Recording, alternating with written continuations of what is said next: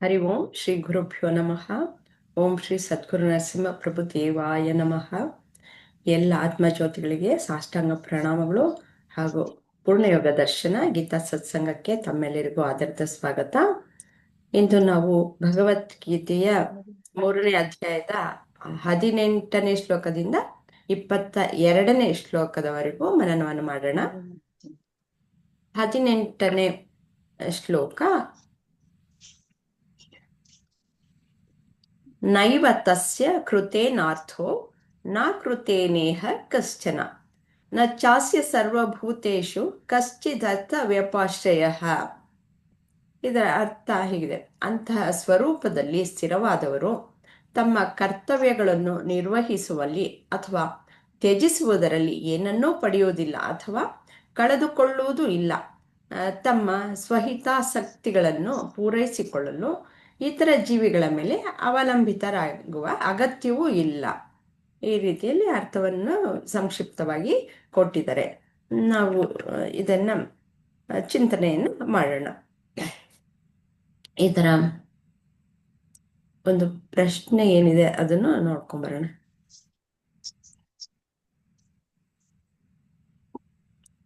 ಆತ್ಮನಲ್ಲಿ ಸಂತುಷ್ಟನಾಗಿರುವವನು ಯಾವ ರೀತಿಯ ಕರ್ಮವನ್ನು ಮಾಡುತ್ತಾನೆ? ಆತ್ಮನಲ್ಲಿ ಸಂತುಷ್ಟನಾಗಿರುವವನು ಅಂತಂದ್ರೆ ಜ್ಞಾನಿ ಆಗಿರುವಂಥವನು ಅವನ ಕರ್ಮವನ್ನು ಹೇಗ್ ಮಾಡ್ತಾನೆ ಅಂತ ಪ್ರಶ್ನೆ.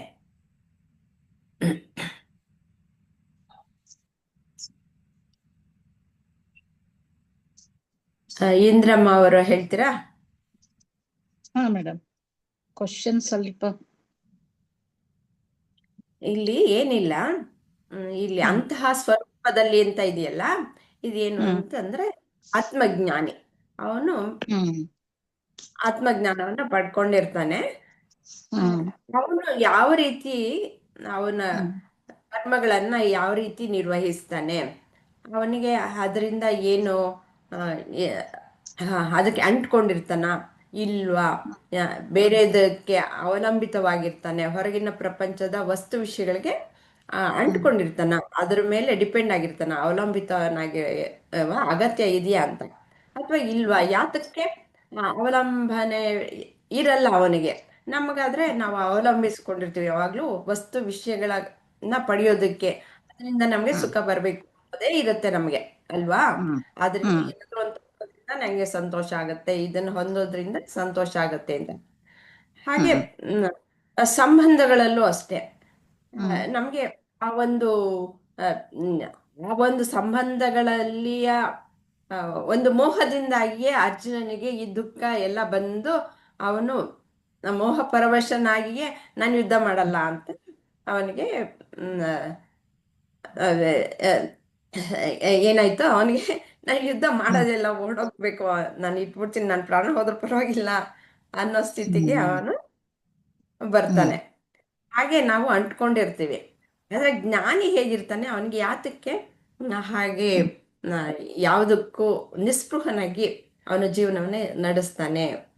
ಅವನಿಗೆ ಎಲ್ಲಿಂದ ಬರುತ್ತೆ, ಅವನಿಗೆ ಆ ಒಂದು ಸ್ಥಿರತೆ ಮತ್ತು ಆನಂದ ಅನ್ನೋದು ಎಲ್ಲಿಂದ ಸಿಗುತ್ತೆ ಅಂತ ಇಂಥ ವಿಚಾರಗಳನ್ನೆಲ್ಲ ಕುರಿತಾಗಿ ನಾವು ಚಿಂತನೆಯನ್ನ ಮಾಡಬಹುದು.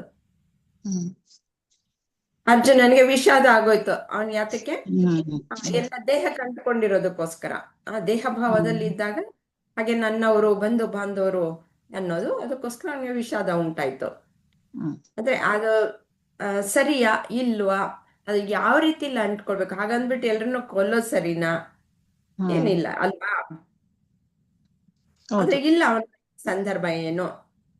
ಆಮೇಲೆ ನಾವು ಆಧ್ಯಾತ್ಮಿಕವಾಗಿ ಚಿಂತನೆಯನ್ನ ಮಾಡಿದ್ರೆ ನಮ್ಮ ಶತ್ರುಗಳು ಒಳಗಡೆನೆ ಬೇಕಾದಷ್ಟು ಜನ ಇದ್ದಾರೆ, ಅವ್ರನ್ನ ಕೊಲ್ಲಬೇಕು ಅಲ್ವಾ? ವಿಚಾರಗಳನ್ನ ಮಾಡಬಹುದು.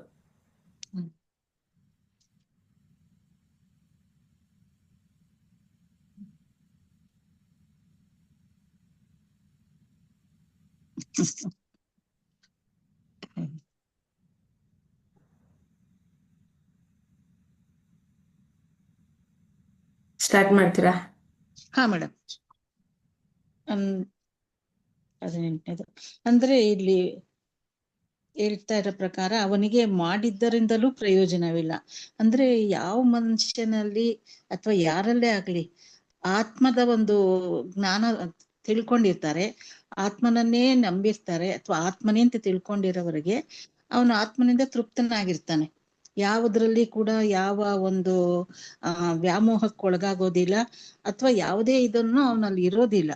ಆತ್ಮ ಅಂತ ತಿಳ್ಕೊಂಡ್ಮೇಲೆ ಅವನಿಗೆ ಬೇರೆ ಯಾವುದು ಪ್ರಾಪಂಚಿಕ ವಸ್ತುಗಳಾಗ್ಲಿ, ಒಂದು ದೈಹಿಕ ವ್ಯಾಮೋಹ ಆಗ್ಲಿ, ಸಂಬಂಧಗಳಾಗ್ಲಿ ಅದ್ರ ಬಗ್ಗೆ ಅವನಿಗೆ ಏನೊಂದು ಇದಿರೋದಿಲ್ಲ. ಅಂತವನಿಗೆ ಯಾವ ಪ್ರಯೋಜನನೂ ಇರೋದಿಲ್ಲ. ಈ ಲೋಕದಲ್ಲಿ ಯಾವ ಹಾನಿಯೂ ಆಗಲ್ಲ, ನಾನು ಯಾರಿಗೂ ಹಾನಿ ಉಂಟು ಮಾಡೋದಿಲ್ಲ, ಮತ್ತೆ ನನಗೆ ಯಾವುದೂ ಪ್ರಯೋಜನಕ್ಕೆ ನೆರವಾದೀತು ಎಂಬುದು ಇಲ್ಲ ಅಂತಂದ್ರೆ ನನಗೆ ಯಾವುದು ಇದು ಆಗ್ತಾ ಇಲ್ಲ. ಅಂದ್ರೆ ಇದು ಸರಿಯಾಗಿ ವ್ಯಕ್ತಪಡಿಸ್ಲಿಕ್ಕೆ ಬರ್ತಾ ಇಲ್ಲ. ಅಂತ ಸ್ವರೂಪದಲ್ಲಿ ನಾನು ಸ್ಥಿರವಾಗಿ ಮತ್ತು ಕರ್ತವ್ಯಗಳನ್ನು ನಿರ್ವಹಿಸುವಲ್ಲಿ ಅಥವಾ ತ್ಯಜಿಸುವುದರಲ್ಲಿ ಏನನ್ನೂ ಪಡೆಯುವುದಿಲ್ಲ. ಅಂದ್ರೆ ಅವನಿಗೆ ಆತ್ಮಜ್ಞಾನ ಉಂಟಾಗ್ಬಿಟ್ಟಿದೆ. ನಾನು ಆತ್ಮ ಅಂತಂದ್ಮೇಲೆ ಬೇರೆಯವರಲ್ಲೂ ಆತ್ಮನ್ನೇ ಕಾಣಿಸ್ತಾ ಇದ್ದೀನಿ. ಆತ್ಮಜ್ಞಾನ ಅವನಿಗೆ ಬಂದೋಗ್ಬಿಟ್ಟಿದೆ. ಅಂತದ್ರಲ್ಲಿ ಅದ್ರಲ್ಲೇ ತೃಪ್ತನಾಗ್ಬಿಟ್ಟಿದ್ದಾನೆ. ಆಮೇಲೆ ಅದರಲ್ಲೇ ಸಂತೋಷವನ್ನು ಪಡಿತಾ ಇದ್ದಾನೆ.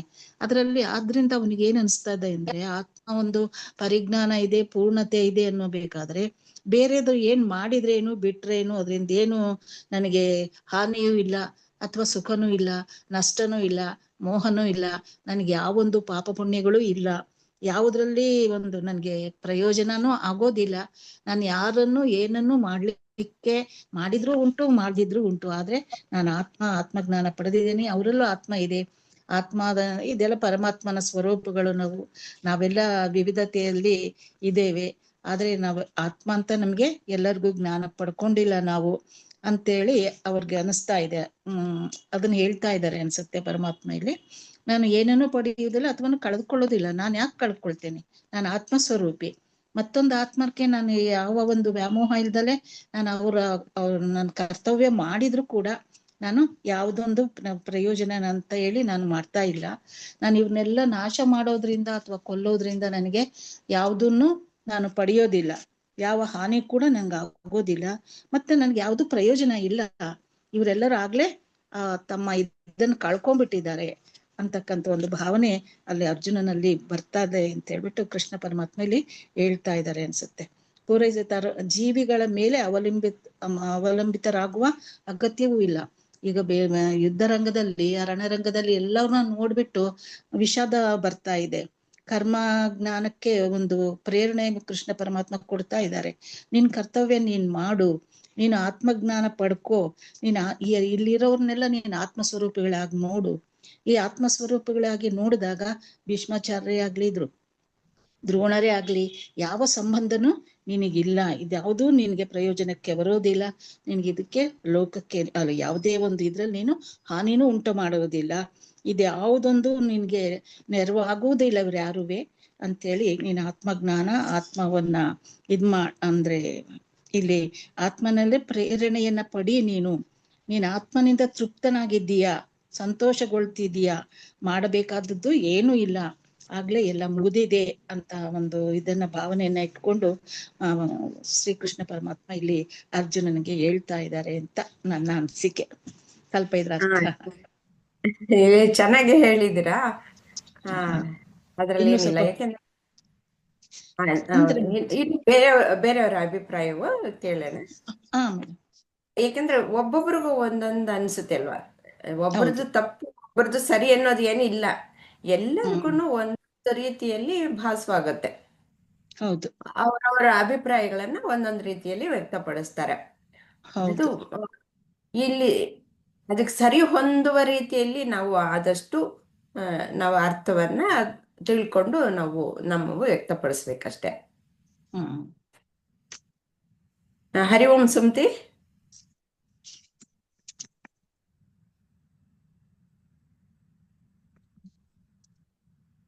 ಹರಿ ಓಂ ಸುಮತಿ, ಅನ್ಮ್ಯೂಟ್ ಮಾಡ್ಕೊಳ್ಬೇಕು.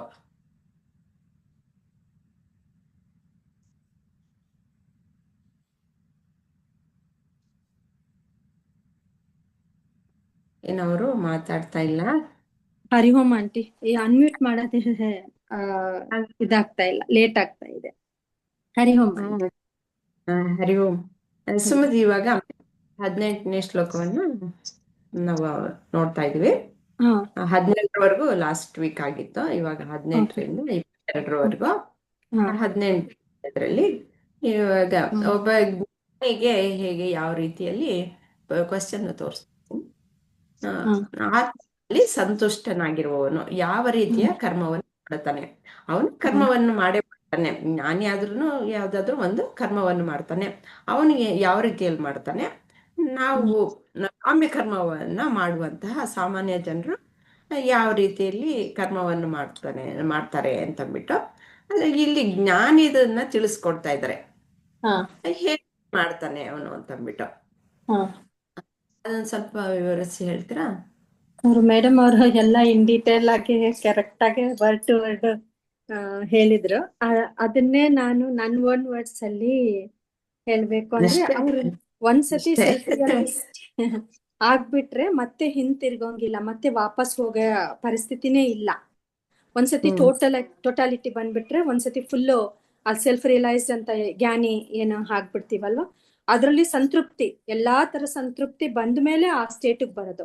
ಆ ಸ್ಟೇಟ್ ಬಂದ ಮೇಲೆ ಇನ್ನೊಂದ್ ಹಿಂದೆ ಹೋಗೋ ಅವಶ್ಯಕತೆನೂ ಇಲ್ಲ, ಹೋಗೋದು ಇಲ್ಲ, ನೆಸಿಟಿ ಇಲ್ಲ. ಆತರ ಇದ್ರೆ ಅವ್ರು ಬಂದೇ ಇಲ್ಲ ಅಂತ. ಆದ್ರಿಂದ ಅವ್ರಿಗೆ ಯಾವುದೇ ತರ ಡಿಸೈರ್ಸು ಸಾಧ್ಯನೇ ಇಲ್ಲ, ಇರೋಕೆ ಸಾಧ್ಯನೇ ಇಲ್ಲ. ಅವ್ರ ಒಳಗಲ್ಲೇ ಅವ್ರ ಎಲ್ಲ ಇದೆ. ನಮ್ಮೊಳಗೆ ನಾವೆಲ್ಲ ಇದೀವಿ. ಹೂ ಆಮ್ ಐ, ನಮ್ಮೊಳಗೆ ಏನಿದೆ, ನಮ್ ಬೇಕಾಗಿರೋದು ಎಲ್ಲ ಸಂತೋಷ, ಬ್ಲಿಸ್ಸು ಏನಂತೀವಿ, ತೃಪ್ತಿ, ಆತ್ಮತೃಪ್ತಿ ಅಂತ ಹೇಳ್ತೀವಲ್ಲ, ಸಾಧಾರಣವಾಗಿ ಯೂಸ್ ಮಾಡ್ತಾ ಇರ್ತೀವಿ. ಬಟ್ ಅದ್ರ ಅರ್ಥ ನಮ್ಗೆ ಆಕ್ಚುಲ್ ಆಗಿ ಗೊತ್ತೇ ಇಲ್ಲ. ಯಾಕಂದ್ರೆ ನಮ್ಗೆ ಆತ್ಮಜ್ಞಾನ ಬಂದೇ ಇಲ್ಲ. ಅದೇ ರೀಸನ್. ಅದು ಸಂತೃಪ್ತಿ ಪಟ್ಮೇಲೆ ಇನ್ನ ಯಾವುದೇ ತರ ಡಿಸೈರ್ಸ್ ಫುಲ್ಫಿಲ್ ಮಾಡೋ ಅಗತ್ಯ ಇಲ್ಲ. ಮತ್ತೆ ಆಬ್ಲಿಗೇಟರಿ ಡ್ಯೂಟಿ ಏನಂತೀವಿ, ಅವ್ರಿಗೆ ಡ್ಯೂಟಿ ಮಾಡೋ ಅವಶ್ಯಕತೆನೇ ಇಲ್ಲ. ಏನು ಆಬ್ಲಿಗೇಟರಿ ಡ್ಯೂಟಿ, ನಿಯಮಿತ ಕರ್ಮನ ಏನಂಟಿ, ಅದು ನಾವು ಇಲ್ಲ, ಮಾಡ್ಬೇಕು. ಪರವಾಗಿಲ್ಲ, ಹೇಳಿ, ನಿಮ್ ಓನ್ ವರ್ಡ್ಸ್ ಅಲ್ಲಿ ಹೇಳಿ. ನನ್ನ ಓನ್ ವರ್ಡ್ಸ್ ಅಲ್ಲೇ ಹೇಳ್ತೀನಿ. ಆ ತರದ್ದು ಏನು ಮಾಡೋ ಅಂತ ಅಗತ್ಯನೂ ಇಲ್ಲ, ಯಾವುದೇ ತರ ಇಚ್ಛೆನೂ ಇಲ್ಲ ಅವ್ರಿಗೆ. ಆದ್ರಿಂದ ಅವ್ರಿಗೆ ಯಾರ ಮೇಲೂ ಏನು ಡಿಪೆಂಡ್ ಮಾಡೋ ಅಂತ ಪರಿಸ್ಥಿತಿನೂ ಇಲ್ಲ, ಬೇಕಾಗೂ ಇಲ್ಲ, ಏನೂ ಇಲ್ಲ. ಯಾವಾಗ್ಲೂ ಅವರು ಸಂತೃಪ್ತಿ ಪಡೆದವ್ರದಿಂದ ಯಾವಾಗ್ಲೂ ಫುಲ್ಫಿಲ್ಡ್ ಆಗೇ ಅವರು ಇರ್ತಾರೆ. ಆಮೇಲೆ ಆ ಡ್ರೀಮ್ ಸ್ಟೇಟ್ಗೆ ಹಿಂದೆ ನಾವು ಲಾಸ್ಟ್ ಗಾಢ ನಿದ್ದೆ ಅಂತೀವಲ್ವಾ, ಆ ಸ್ಟೇಟ್ ಅಲ್ಲಿ ಇರ್ತಾರೆ. ಅದಕ್ಕಿಂತ ಮೇಲಿನ ಇರ್ತಾರೆ. ಹಿಂದೆ ಮತ್ತೆ ಡ್ರೀಮ್ ಸ್ಟೇಟ್ಗೆ ಹೋಗೋ ನೆಸೆಸಿಟಿನೇ ಇಲ್ಲ. ಯಾವ ತರ ದುಡ್ಡು ಸಂಪಾದನೆ ಮಾಡ್ಬೇಕು, ಯಾರ್ದೋ ಸಂತೃಪ್ತಿ ಮಾಡ್ಬೇಕು, ಅಥವಾ ನಮ್ದೇ ಇಚ್ಛೆಗಳು ಪೂರ್ತಿ ಮಾಡ್ಬೇಕು ಅಂತದು ಏನೂ ಇಲ್ಲ. ಯಾರಿಗೇನು ಸಂಪಾದನೆ ಮಾಡಿ ಏನು ಕೊಡ್ಬೇಕು, ಯಾವ ತರ ಇಚ್ಛೆನೂ ಏನೂ ಇಲ್ಲ ಅವ್ರಿಗೆ. ಆ ತುರ್ಯ ಅಂತ ಸೆಲ್ಫ್ ರಿಯಲೈಸ್ಡ್ ತುರ್ಯಾನೆ ಗಾಡ್ ಕಾನ್ಶಿಯಸ್ನೆಸ್ ಅಲ್ಲೇ ಇರ್ತಾರೆ, ಪರಮಾತ್ಮನ ಧ್ಯಾನದಲ್ಲೇ ಇರ್ತಾರೆ. ಅವರೇ ಪರಮಾತ್ಮನೇ. ಅದು ಹೇಳ್ತಾರವಾ, we are a part of it and we are a part of ಪರಮಾತ್ಮ ಅಂಡ್ ಪರಮಾತ್ಮ is a part of it. ಆ ತರ ಒಂದು ರಿಯಲೈಸೇಷನ್ ಅದು, ಆ ಸೆಲ್ಫ್ ರಿಯಲೈಸೇಷನ್ ಅನ್ನೋದು. ಇನ್ನೇನಿದೆ, ಪರಮಾತ್ಮನೇ ನಾವ್ ಯಾವಾಗ್ಲೂ ನಿಂತ್ಕೊಂಡು ಪರಮಾತ್ಮ ನನ್ಗೆ ಅದ್ ಕೊಡು, ಇದ್ ಕೊಡು, ನನ್ ಇಚ್ಛೆ ಇದು ಅದು, ನನ್ಗೆ ಸುಖ ಶಾಂತಿ ಕೊಡು ಯಾವಾಗ್ಲೂ ಕೇಳ್ತಾ ಇರ್ತೀವಲ್ಲ. ನಾವೇ ಪರಮಾತ್ಮ ಅಂತ ತಿಳ್ಕೊಂಡ ಮೇಲೆ ಆ ಒಂದು ಇನ್ನೇನಿದೆ, ಯಾರನ್ನ ಕೇಳ್ಬೇಕು, ನಮ್ಮೊಳಗೆ ಎಲ್ಲ ಇದೆ, ನಮ್ಗೆ ಏನ್ ಬೇಕೋ ಎಲ್ಲ ಇದೆ. ಮತ್ತೆ ಇಚ್ಛಾಶಕ್ತಿನೇ ಹೊಟ್ಟೋಗಿರತ್ತೆ ಅಲ್ವಾ. ಅದರಿಂದ ಯಾವ ಇದನ್ನೂ ಇಲ್ಲ. ಅದು ಇನ್ಯಾವ ತರ ಎಮೋಷನ್ನು, ಆಕ್ಷನ್ನು, ಯಾವ ತರ ಥಾಟ್ಸು ಎಲ್ಲಾನು ಹೋಗ್ಬಿಟ್ಟಿರತ್ತೆ. ಅಂತ ಒಂದು ಪರಿಸ್ಥಿತಿ ಇದು ಸೆಲ್ಫ್ ರಿಯಲೈಸ್ಡ್ ಅವರು, ಆತ್ಮಜ್ಞಾನ ಪಡೆದವ್ರಿಗೆ ಆ ಪರಿಸ್ಥಿತಿನಲ್ಲಿ ಇರ್ತಾರೆ. ಅದು ಮೇಡಮ್ ಇನ್ನ ಚೆನ್ನಾಗಿ ಹೇಳಿದ್ರು, ಕೇಳಿಸ್ಕೊಂತ ಇದ್ದೆ ಅಷ್ಟೇ. ಸುಮತಿ, ಎಲ್ಲ ಹೇಳಿದ್ದು ಸರಿಯಾಗಿ ಇದೆ. ಯಾವಾಗ್ಲೂ ನಾವು ಈ ಪರಮಾತ್ಮನ ಪಾರ್ಟ್ ಅಂತ ಅನ್ನೋದು ತಪ್ಪಾಗುತ್ತೆ. ಪರಮಾತ್ಮನಿಗೆ ಯಾವಾಗ್ಲೂ ಪಾರ್ಟ್ ಅನ್ನೋದು ಇಲ್ಲ. ನಾವೊಂದು ಭಾಗ ಅನ್ನೋದಿಲ್ಲ. ಪರಮಾತ್ಮ ಒಂದೇ, ನಾನಾಗಿ ನೀವಾಗಿ ಕಾಣಿಸ್ಕೊಳ್ತಾ ಇರೋದು ಅಷ್ಟೇ ವಿನಃ ನಾವು ಯಾವಾಗ ಈ ದೇಹ, ಮನಸ್ಸು, ಬುದ್ಧಿಗೆ ನಾವು ಸೀಮಿತವಾಗಿ ಇರ್ತೀವೋ ಅವಾಗ ನಾವು ಬೇರೆ ಬೇರೆ ಅಂತಂದ್ಬಿಟ್ಟು ನಾವು ತಿಳ್ಕೊಳ್ತೀವಿ. ಆದ್ರೆ ಪರಮಾತ್ಮನೇ ಈ ಜಗತ್ತಾಗಿ ಕಾಣಿಸ್ಕೊಳ್ತಾ ಇರುವಾಗ ಅದು ಒಂದೇ ಇರುವುದು. ಅದಕ್ಕೆ ಒಂದು ಭಾಗ ಅನ್ನೋದು, ಭಾಗ ಅಂತಂದಾಗ ಖಂಡ ಮಾಡ್ದ ಅದು ಬೇರೆ ಆಯ್ತು, ನಾನ್ ಬೇರೆ ಆಯ್ತು, ಹಾಗಾಗೋಗ್ಬಿಡುತ್ತೆ. ಅದು ಈ ರೀತಿಯಲ್ಲಿ ನಾವು ಪದಗಳನ್ನ ಬಳಸುವಾಗ ನಾವು ಸಾಧಾರಣವಾಗಿ ಹೇಗ್ ಬಳಸ್ತೀವೋ ಆ ರೀತಿಯಲ್ಲಿ ಬಳಸ್ತೀವಿ ಅಲ್ವಾ. ಅವಾಗ ನಮಗ್ ಗೊತ್ತಿರಲ್ಲ ಏನು ಅಂತ. ನನ್ನಂಗ್ ಜವಾಬ್ದಾರಿ ಸರಿಯಾಗಿ ಮುಂದೆ ಬೆಳೆಸುವಾಗಿದೆ. ಅಂದ್ರೆ ತಗೊಳ್ಳಿ ಬೇಡದೇ ಇದ್ರೆ ಸುಮ್ಮನೆ ಅವ್ರ ಸರಿಯಾಗಿ ಅರ್ಥ ಮಾಡ್ಕೊಂಡಾಗ ನಮ್ಗೆ ಈ ತರ ಗೊತ್ತಾಗತ್ತೆ. ಪಾರ್ಟ್ ಅಲ್ಲ ಯಾವಾಗ್ಲೂ. ಹೀಗೆ ಬಿಂಬ ಒಂದೊಂದು ಅಂತ ವಿಷಯ ಹೇಳ್ಬೋದಾ? ಬಿಂಬ ಅಂತ ಹೇಳ್ಬೋದಾ ಮೇಡಮ್? ಬಿಂಬ ಅಂತಾನು ಹೇಳೋ ಹಾಗಿಲ್ಲ. ನಾವೇ ಪರಮಾತ್ಮ. ನಾವೇ ಪರಮಾತ್ಮನೇ ನಾವಾಗಿ ನೀವಾಗಿ ಎಲ್ಲವೂ ಕಾಣಿಸ್ಕೊಳ್ತಾ ಇರೋದು. ಪರಮಾತ್ಮ ಬೇರೆ ಅಲ್ಲ, ನಾನು ಬೇರೆ ಅಲ್ಲ ಅಷ್ಟೇ. ನಾನು ಅಜ್ಞಾನಿ ನನ್ನೊಳಗನೆ ಆಗಿದ್ರು ಎಲ್ಲಾ ಪರಮಾತ್ಮನೇ, ಜಗತ್ತಿದೆ. ಪರಮಾತ್ಮನೇ. ಅಜ್ಞಾನಿ ಆಗಿದ್ದಾಗ್ಲೂ ಪರಮಾತ್ಮನೇ, ಜ್ಞಾನ ಬಂದಾಗ್ಲೂ ಪರಮಾತ್ಮನೇ, ಅಜ್ಞಾನದಲ್ಲಿ ಇರುವವನು ಪರಮಾತ್ಮನೇ. ಇವಾಗ ನಾವು ಈ ಆತ್ಮಜ್ಞಾನ ಕ್ಲಾಸ್ಗಳಿಗೆ ಸೇರ್ಕೊಳ್ಳಿಲ್ಲ ಅಂತಂದ್ರೆ ಪರಮಾತ್ಮ ಅಲ್ಲ ಅಂತ ಅಲ್ಲ, ಆಗ್ಲೂ ಅಂದ್ರೆ ಅವಾಗ ಗೊತ್ತಿರಲ್ಲ, ಈಗ ತಿಳ್ಕೊಳ್ತಾ ಇದೀವಿ ಅಷ್ಟೇ. ಆಯ್ತಾ? ಈಗ ನಾವು ಎಲ್ಲ ಜ್ಞಾನ ವಿಜ್ಞಾನ ಎಲ್ಲವನ್ನು ತಿಳ್ಕೊಳ್ತಾ ಇದೀವಿ.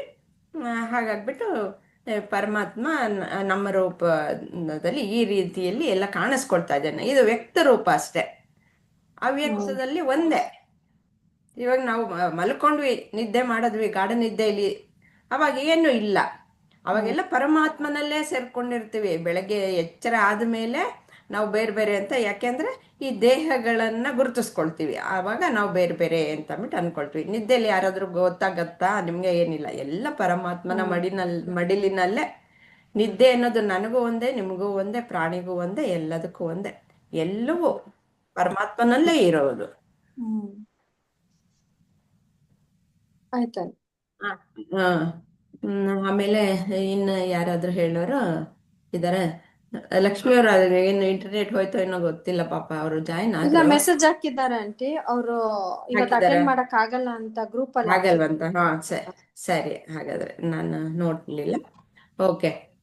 ಇಲ್ಲಿ ಆತ್ಮಜ್ಞಾನಿ ಹೇಗೆ ಕೆಲಸವನ್ನ ಮಾಡ್ತಾನೆ ಅಂತ ಬಿಟ್ಟು, ಅವನ ಕರ್ತವ್ಯಗಳನ್ನು ನಾವು ಹೇಗೆ ಮಾಡ್ತೀವಿ, ನಮಗೆ ಏನೋ ಒಂದು ಫಲ ಬರುತ್ತೆ, ಅದಕ್ಕೋಸ್ಕರ ನಾನು ಈ ಕರ್ಮವನ್ನ ಮಾಡಬೇಕು, ನಂಗೇನೋ ಒಂದು ಆಸೆ ಇದೆ, ಅದಕ್ಕೋಸ್ಕರ ಈ ಕರ್ಮವನ್ನು ಮಾಡಬೇಕು. ಆ ಕರ್ಮವನ್ನು ಪಡೆದ್ರೆ ಅದಕ್ಕೆ ಒಂದು ಫಲ ಅನ್ನೋದು ಬರುತ್ತೆ. ಆ ಫಲ ಬಂದಾಗ ಏನು, ನನಗೆ ಇಷ್ಟವಾದ್ದು ಬಂದ್ರೆ ನನಗೆ ಸಂತೋಷ ಆಗುತ್ತೆ, ಇಲ್ಲ ಇಷ್ಟ ಇಲ್ಲದೆ ಇರುವಂತಹ ಫಲಿತಾಂಶ ಬಂದಾಗ, ಆ ಫಲ ಬಂದಾಗ ನನಗೆ ದುಃಖ ಆಗತ್ತೆ. ಆದ್ರೆ ಜ್ಞಾನಿ ಏನ್ ಮಾಡಿರ್ತಾನೆ, ಈ ಫಲವನ್ನ ತ್ಯಜಿಸ್ಬಿಟ್ಟಿರ್ತಾನೆ. ಫಲಾಪೇಕ್ಷೆ ಇಲ್ಲದೆ ಕೆಲಸ ಮಾಡಿದಾಗ ಅದು ದುಃಖಕ್ಕೂ ಕಾರಣವಾಗಲ್ಲ, ಮತ್ತೆ ಸಂತೋಷಕ್ಕೂ ಕಾರಣ ಆಗಲ್ಲ. ಏನು ಬಂತು ಅದನ್ನು ಪ್ರಸಾದ ಅನ್ನೋ ರೀತಿಯಲ್ಲಿ ಅವನು ಸ್ವೀಕಾರ ಮಾಡ್ತಾನೆ. ಆವಾಗ ಅವನು ಮತ್ತೆ ಕರ್ಮವನ್ನು ಮಾಡುವಾಗ ರಾಗವೂ ಇರಲ್ಲ, ದ್ವೇಷವೂ ಇರಲ್ಲ. ಇವು ನಾವು ರಾಗ ಮತ್ತು ದ್ವೇಷ ಎರಡರಲ್ಲಿ ನಾವು ಅದರ ಬೇಸ್ ಮೇಲೆ ನಾವು ಕರ್ಮವನ್ನ ಮಾಡ್ತಾ ಇರ್ತೀವಿ. ನನಗೆ ಇದಿಷ್ಟ, ಇದನ್ನು ಪಡ್ಕೊಳ್ಬೇಕು, ಯಾಕೆಂದ್ರೆ ಅದು ನನಗೆ ಸಂತೋಷವನ್ನ ಸುಖವನ್ನ ಕೊಡುತ್ತೆ, ಅದಕ್ಕೋಸ್ಕರ ಪಡ್ಕೊಳ್ಬೇಕು ಅಂತ ಕರ್ಮ ಮಾಡ್ತೀನಿ. ಇನ್ನು ಯಾವುದೋ ಒಂದು ವಿಷಯ ಅದರಿಂದ ದೂರ ಇರಬೇಕು, ಅದನ್ನ ದೂರ ಹೇಗೆ ಇಡಬೇಕು ಅನ್ನೋದಕ್ಕೋಸ್ಕರ ನಾನು ಕರ್ಮವನ್ನ ಮಾಡ್ತೀನಿ. ಅದು ಯಾವುದು ಈ ಜ್ಞಾನಿಗೆ ಇರಲ್ಲ, ಯಾಕೆಂದ್ರೆ ಸಮತ್ವ ಭಾವದಲ್ಲಿರ್ತಾನೆ. ಅವನು ಫಲವನ್ನು ತ್ಯಾಜ್ಯ ಮಾಡಿಬಿಟ್ಟಿರ್ತಾನೆ, ಮತ್ತೆ ಕರ್ಮವನ್ನು ತ್ಯಜಿಸ್ಬಿಟ್ಟಿರ್ತಾನೆ, ಅಸಂಗನಾಗಿರ್ತಾನೆ. ರಾಗ ದ್ವೇಷ ಎರಡು ಇರಲ್ಲ, ಅವನು ಅಸಂಗನಾದಾಗ ಅವು ಎರಡಕ್ಕೂ ಅಂಟುಕೊಂಡಿರಲ್ಲ. ಆ ರೀತಿಯಲ್ಲಿ ಅವನು ತಾನು ಕರ್ತವ್ಯಗಳನ್ನ ಕರ್ಮಗಳನ್ನ ಮಾಡೋದ್ರಿಂದ ಅವನು ಯಾವಾಗಲೂ ಸಮತ್ವ ಭಾವದಲ್ಲಿ ಇರ್ತಾನೆ. ಮತ್ತೆ ಇಲ್ಲಿ ಹೇಳ್ತಾ ಇದ್ದಾರೆ, ಅವನು ತಮ್ಮ ಸ್ವಹಿತಾಸಕ್ತಿಗಳನ್ನು ಪೂರೈಸಿಕೊಳ್ಳಲು ಇತರ ಜೀವಿಗಳ ಮೇಲೆ ಅವಲಂಬಿತರಾಗುವ ಅಗತ್ಯವೂ ಇಲ್ಲ ಅಂತಬಿಟ್ಟು. ಇವಾಗ ನಾವು ಏನು ಇಷ್ಟುವರೆಗೂ ನೀವಿಬ್ರು ಹೇಳಿದ ಹಾಗೆ ಎಲ್ಲ ಕರ್ಮಗಳನ್ನ ಮಾಡ್ತಾ ಇರ್ತೀವಿ. ನಾವು ಹೊರ ಪ್ರಪಂಚದಲ್ಲಿ ಏನು ವಿಷಯ ವಸ್ತುಗಳ ಮೇಲೆ ನಾವು ಅವಲಂಬಿತರಾಗಿರೋದು. ಅದು ಸಿಕ್ಕದೇನೆ, ಅದಿದ್ದರೇನೆ ನಮಗೆ ಸಂತೋಷ ಸಿಗೋದು. ಇಂಥದ್ದು ಇಲ್ಲ ಅಂತಂದ್ರೆ, ಅದರಿಂದ ದೂರ ಇದ್ದರೆ ಆವಾಗ ನಾನು ಸಂತೋಷವಾಗಿರ್ತೀನಿ. ಇವು ಎರಡರ ಮೇಲೆ ನಿಂತಿರುತ್ತೆ. ನನಗೆ ಬೇಕು ಅಥವಾ ಬೇಡ ಅನ್ನೋದ್ರ ಮೇಲೆ ಇರುತ್ತೆ. ಅಂದ್ರೆ ಯಾವಾಗ್ಲೂ ಹೊರ ಪ್ರಪಂಚದಲ್ಲಿ ಅದನ್ನ ಹುಡುಕ್ತಾ ಇರ್ತೀವಿ. ಆನಂದ ಅನ್ನೋದು ನನ್ನಲ್ಲಿದೆ ಅನ್ನೋದು ಈ ಕಾಮ್ಯ ಕರ್ಮವನ್ನ ಮಾಡುವಂತಹವ್ರಿಗೆ ಗೊತ್ತಿರಲ್ಲ. ಆದರೆ ಒಬ್ಬ ಸ್ಥಿತಪ್ರಜ್ಞನಿಗೆ, ಆತ್ಮಜ್ಞಾನಿಗೆ ತಾನೇ ಪರಮಾತ್ಮ ಸ್ವರೂಪಿ ಅನ್ನೋದು ಗೊತ್ತಾಗಿರುತ್ತೆ ಅಲ್ವಾ. ಪರಮಾತ್ಮ ಸ್ವರೂಪಿ ಅಂತಂದ್ರೆ ಏನು? ಸಚ್ಚಿದಾನಂದ ಅಂತಂದ್ಬಿಟ್ಟು. ಆ ಸಚ್ಚಿದಾನಂದ ಅಂತಂದ್ರೆ ಆನಂದ ಸ್ವರೂಪಿ ನಾನೇ ಅಂತ ಗೊತ್ತಾಗಿರುತ್ತೆ. ಹೊರಗಿನ ವಿಷಯಗಳು ಇಂದ ನನಗೆ ಸಂತೋಷ ಬರುತ್ತೆ ಅಂತಂದ್ರೆ ಅದು ಬರೀ ತಾತ್ಕಾಲಿಕವಾಗಿ ಬಂದು ಹೋಗುವಂತಹವು. ಇವಾಗ ಜಿಲೇಬಿ ತಿನ್ಬೇಕು ಅಂತ ಆಸೆ ಆಯ್ತು, 1 ತಿನ್ಬೋದು, 2 ತಿನ್ಬೋದು, 10 ತಿನ್ಬೋದಾ? ಸಾಧ್ಯ ಇಲ್ಲ ಅನ್ಕೊಳ್ತೀನಿ. ಆದ್ರೆ ಅದು ದುಃಖಕ್ಕೆ ಕಾರಣವಾಗುತ್ತೆ ಕೊನೆಯಲ್ಲಿ. ಮೊದಲು ಅದು ಸವಿ ಅನ್ಭವಿಸ್ಬೋದು, ಆದ್ರೆ ಕೊನೆಯಲ್ಲಿ ಅದು ದುಃಖಕ್ಕೆ ಕಾರಣವಾಗುತ್ತೆ. ಅದು ಮತ್ತೆ ತಾತ್ಕಾಲಿಕವೂ ಹೌದು. ಅದು ಎಷ್ಟು ಹೊತ್ತಿರುತ್ತೆ? ಇಲ್ಲ. ಹಾಗೆ ಎಲ್ಲ ವಿಷಯ ವಸ್ತುಗಳು ಹಾಗೆ, ಸಂಬಂಧಗಳು ಹಾಗೇನೆ. ಅದಕ್ಕೆ ಏನು ಅವಕ್ಕೆ ಎಷ್ಟು ಹಾಗನ್ಬಿಟ್ಟು ಅವುಗಳಿಂದ ದೂರ ಇರಬೇಕು, ಸಂಬಂಧಗಳಿಂದ ದೂರ ಇರಬೇಕು ಅಥವಾ ಇಷ್ಟ ವಸ್ತುಗಳಿಂದ ದೂರ ಇರಬೇಕು ಅಂತ ಅಲ್ಲ. ಅದಕ್ಕೆ ಎಷ್ಟು ಮಹತ್ವ ಅನ್ನೋದನ್ನ ತಿಳಿದುಕೊಂಡು ಯಾರು ಅವುಗಳನ್ನ ಸ್ವಾಧೀನಪಡಿಸ್ಕೊಂಡು, ನಮ್ಮ ಇಂದ್ರಿಯಗಳನ್ನ, ಮನಸ್ಸನ್ನ ಸ್ವಾಧೀನಪಡಿಸ್ಕೊಂಡು ಅದರ ಮೇಲೆ ಆಕರ್ಷಿತರೂ ಆಗದೆ ಅಥವಾ ದ್ವೇಷ ಭಾವನೆಯೂ ಇಲ್ಲದೆ ನಮ್ಮ ಕರ್ಮಗಳನ್ನ ಯಾವಾಗ ಮಾಡ್ತೀವೋ ಅವಾಗ ಅದು ನಿಸ್ಪೃಹತೆ ಅಂತ. ಆವಾಗ ನಮಗೆ ದುಃಖವೂ ಆಗಲ್ಲ, ಮತ್ತೆ ಸಂತೋಷ ಅಂತಂದ್ಬಿಟ್ಟು ಕುಣಿದಾಡೋದು ಇಲ್ಲ. ಇದು ಆಯ್ತು ಅನ್ನುವ ಅದರಲ್ಲಿರುತ್ತೆ. ಯಾವ್ದು ಸಂತೋಷ ಅನ್ನೋದು ನನ್ನಲ್ಲಿದೆ ಅಂತ ಗೊತ್ತಾಗತ್ತೆ. ಯಾವಾಗಲೂ ಸಂತೋಷವಾಗೇ ಇರ್ತಾನೆ ಅಂತ ಆತ್ಮಜ್ಞಾನಿ ಅಂತ ಇಲ್ಲಿಯ ಚಿಂತನೆ. ಇನ್ನೇನಾದ್ರೂ ಗೊತ್ತಾಗ್ಬೇಕಾ?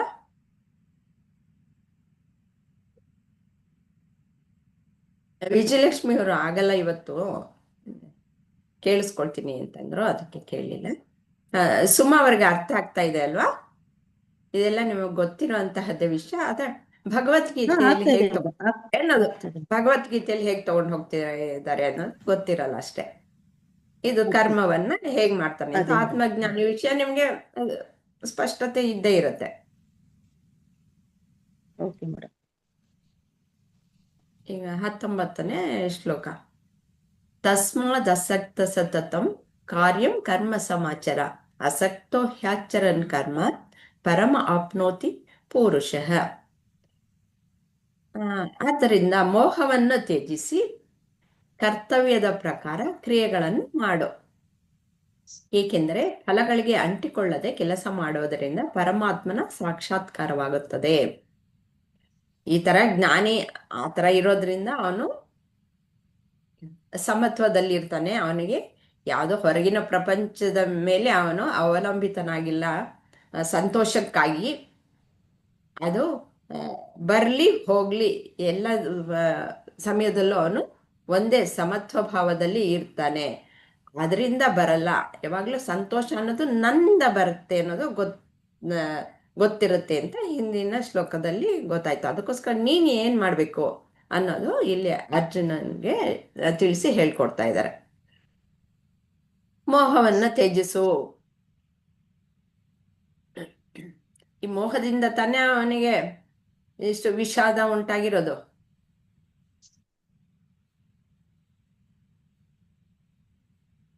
ಕರ್ಮವನ್ನು ಆಚರಿಸುತ್ತಾ ಹೇಗೆ ಪರಮಾತ್ಮನ ಸಾಕ್ಷಾತ್ಕಾರವನ್ನು ಪಡೆಯಬಹುದು ಎಂದು ತಿಳಿಸಿದ್ದಾರೆ.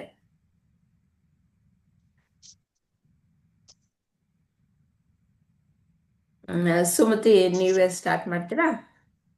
ಇವತ್ತು ನೀವಿಬ್ಬರೇ ಹೇಳಕ್ಕಾಗೋದು. ವಿಜಯಲಕ್ಷ್ಮಿ ಅವರು ಕೇಳಿಸ್ಕೊಳ್ತಾರೆ.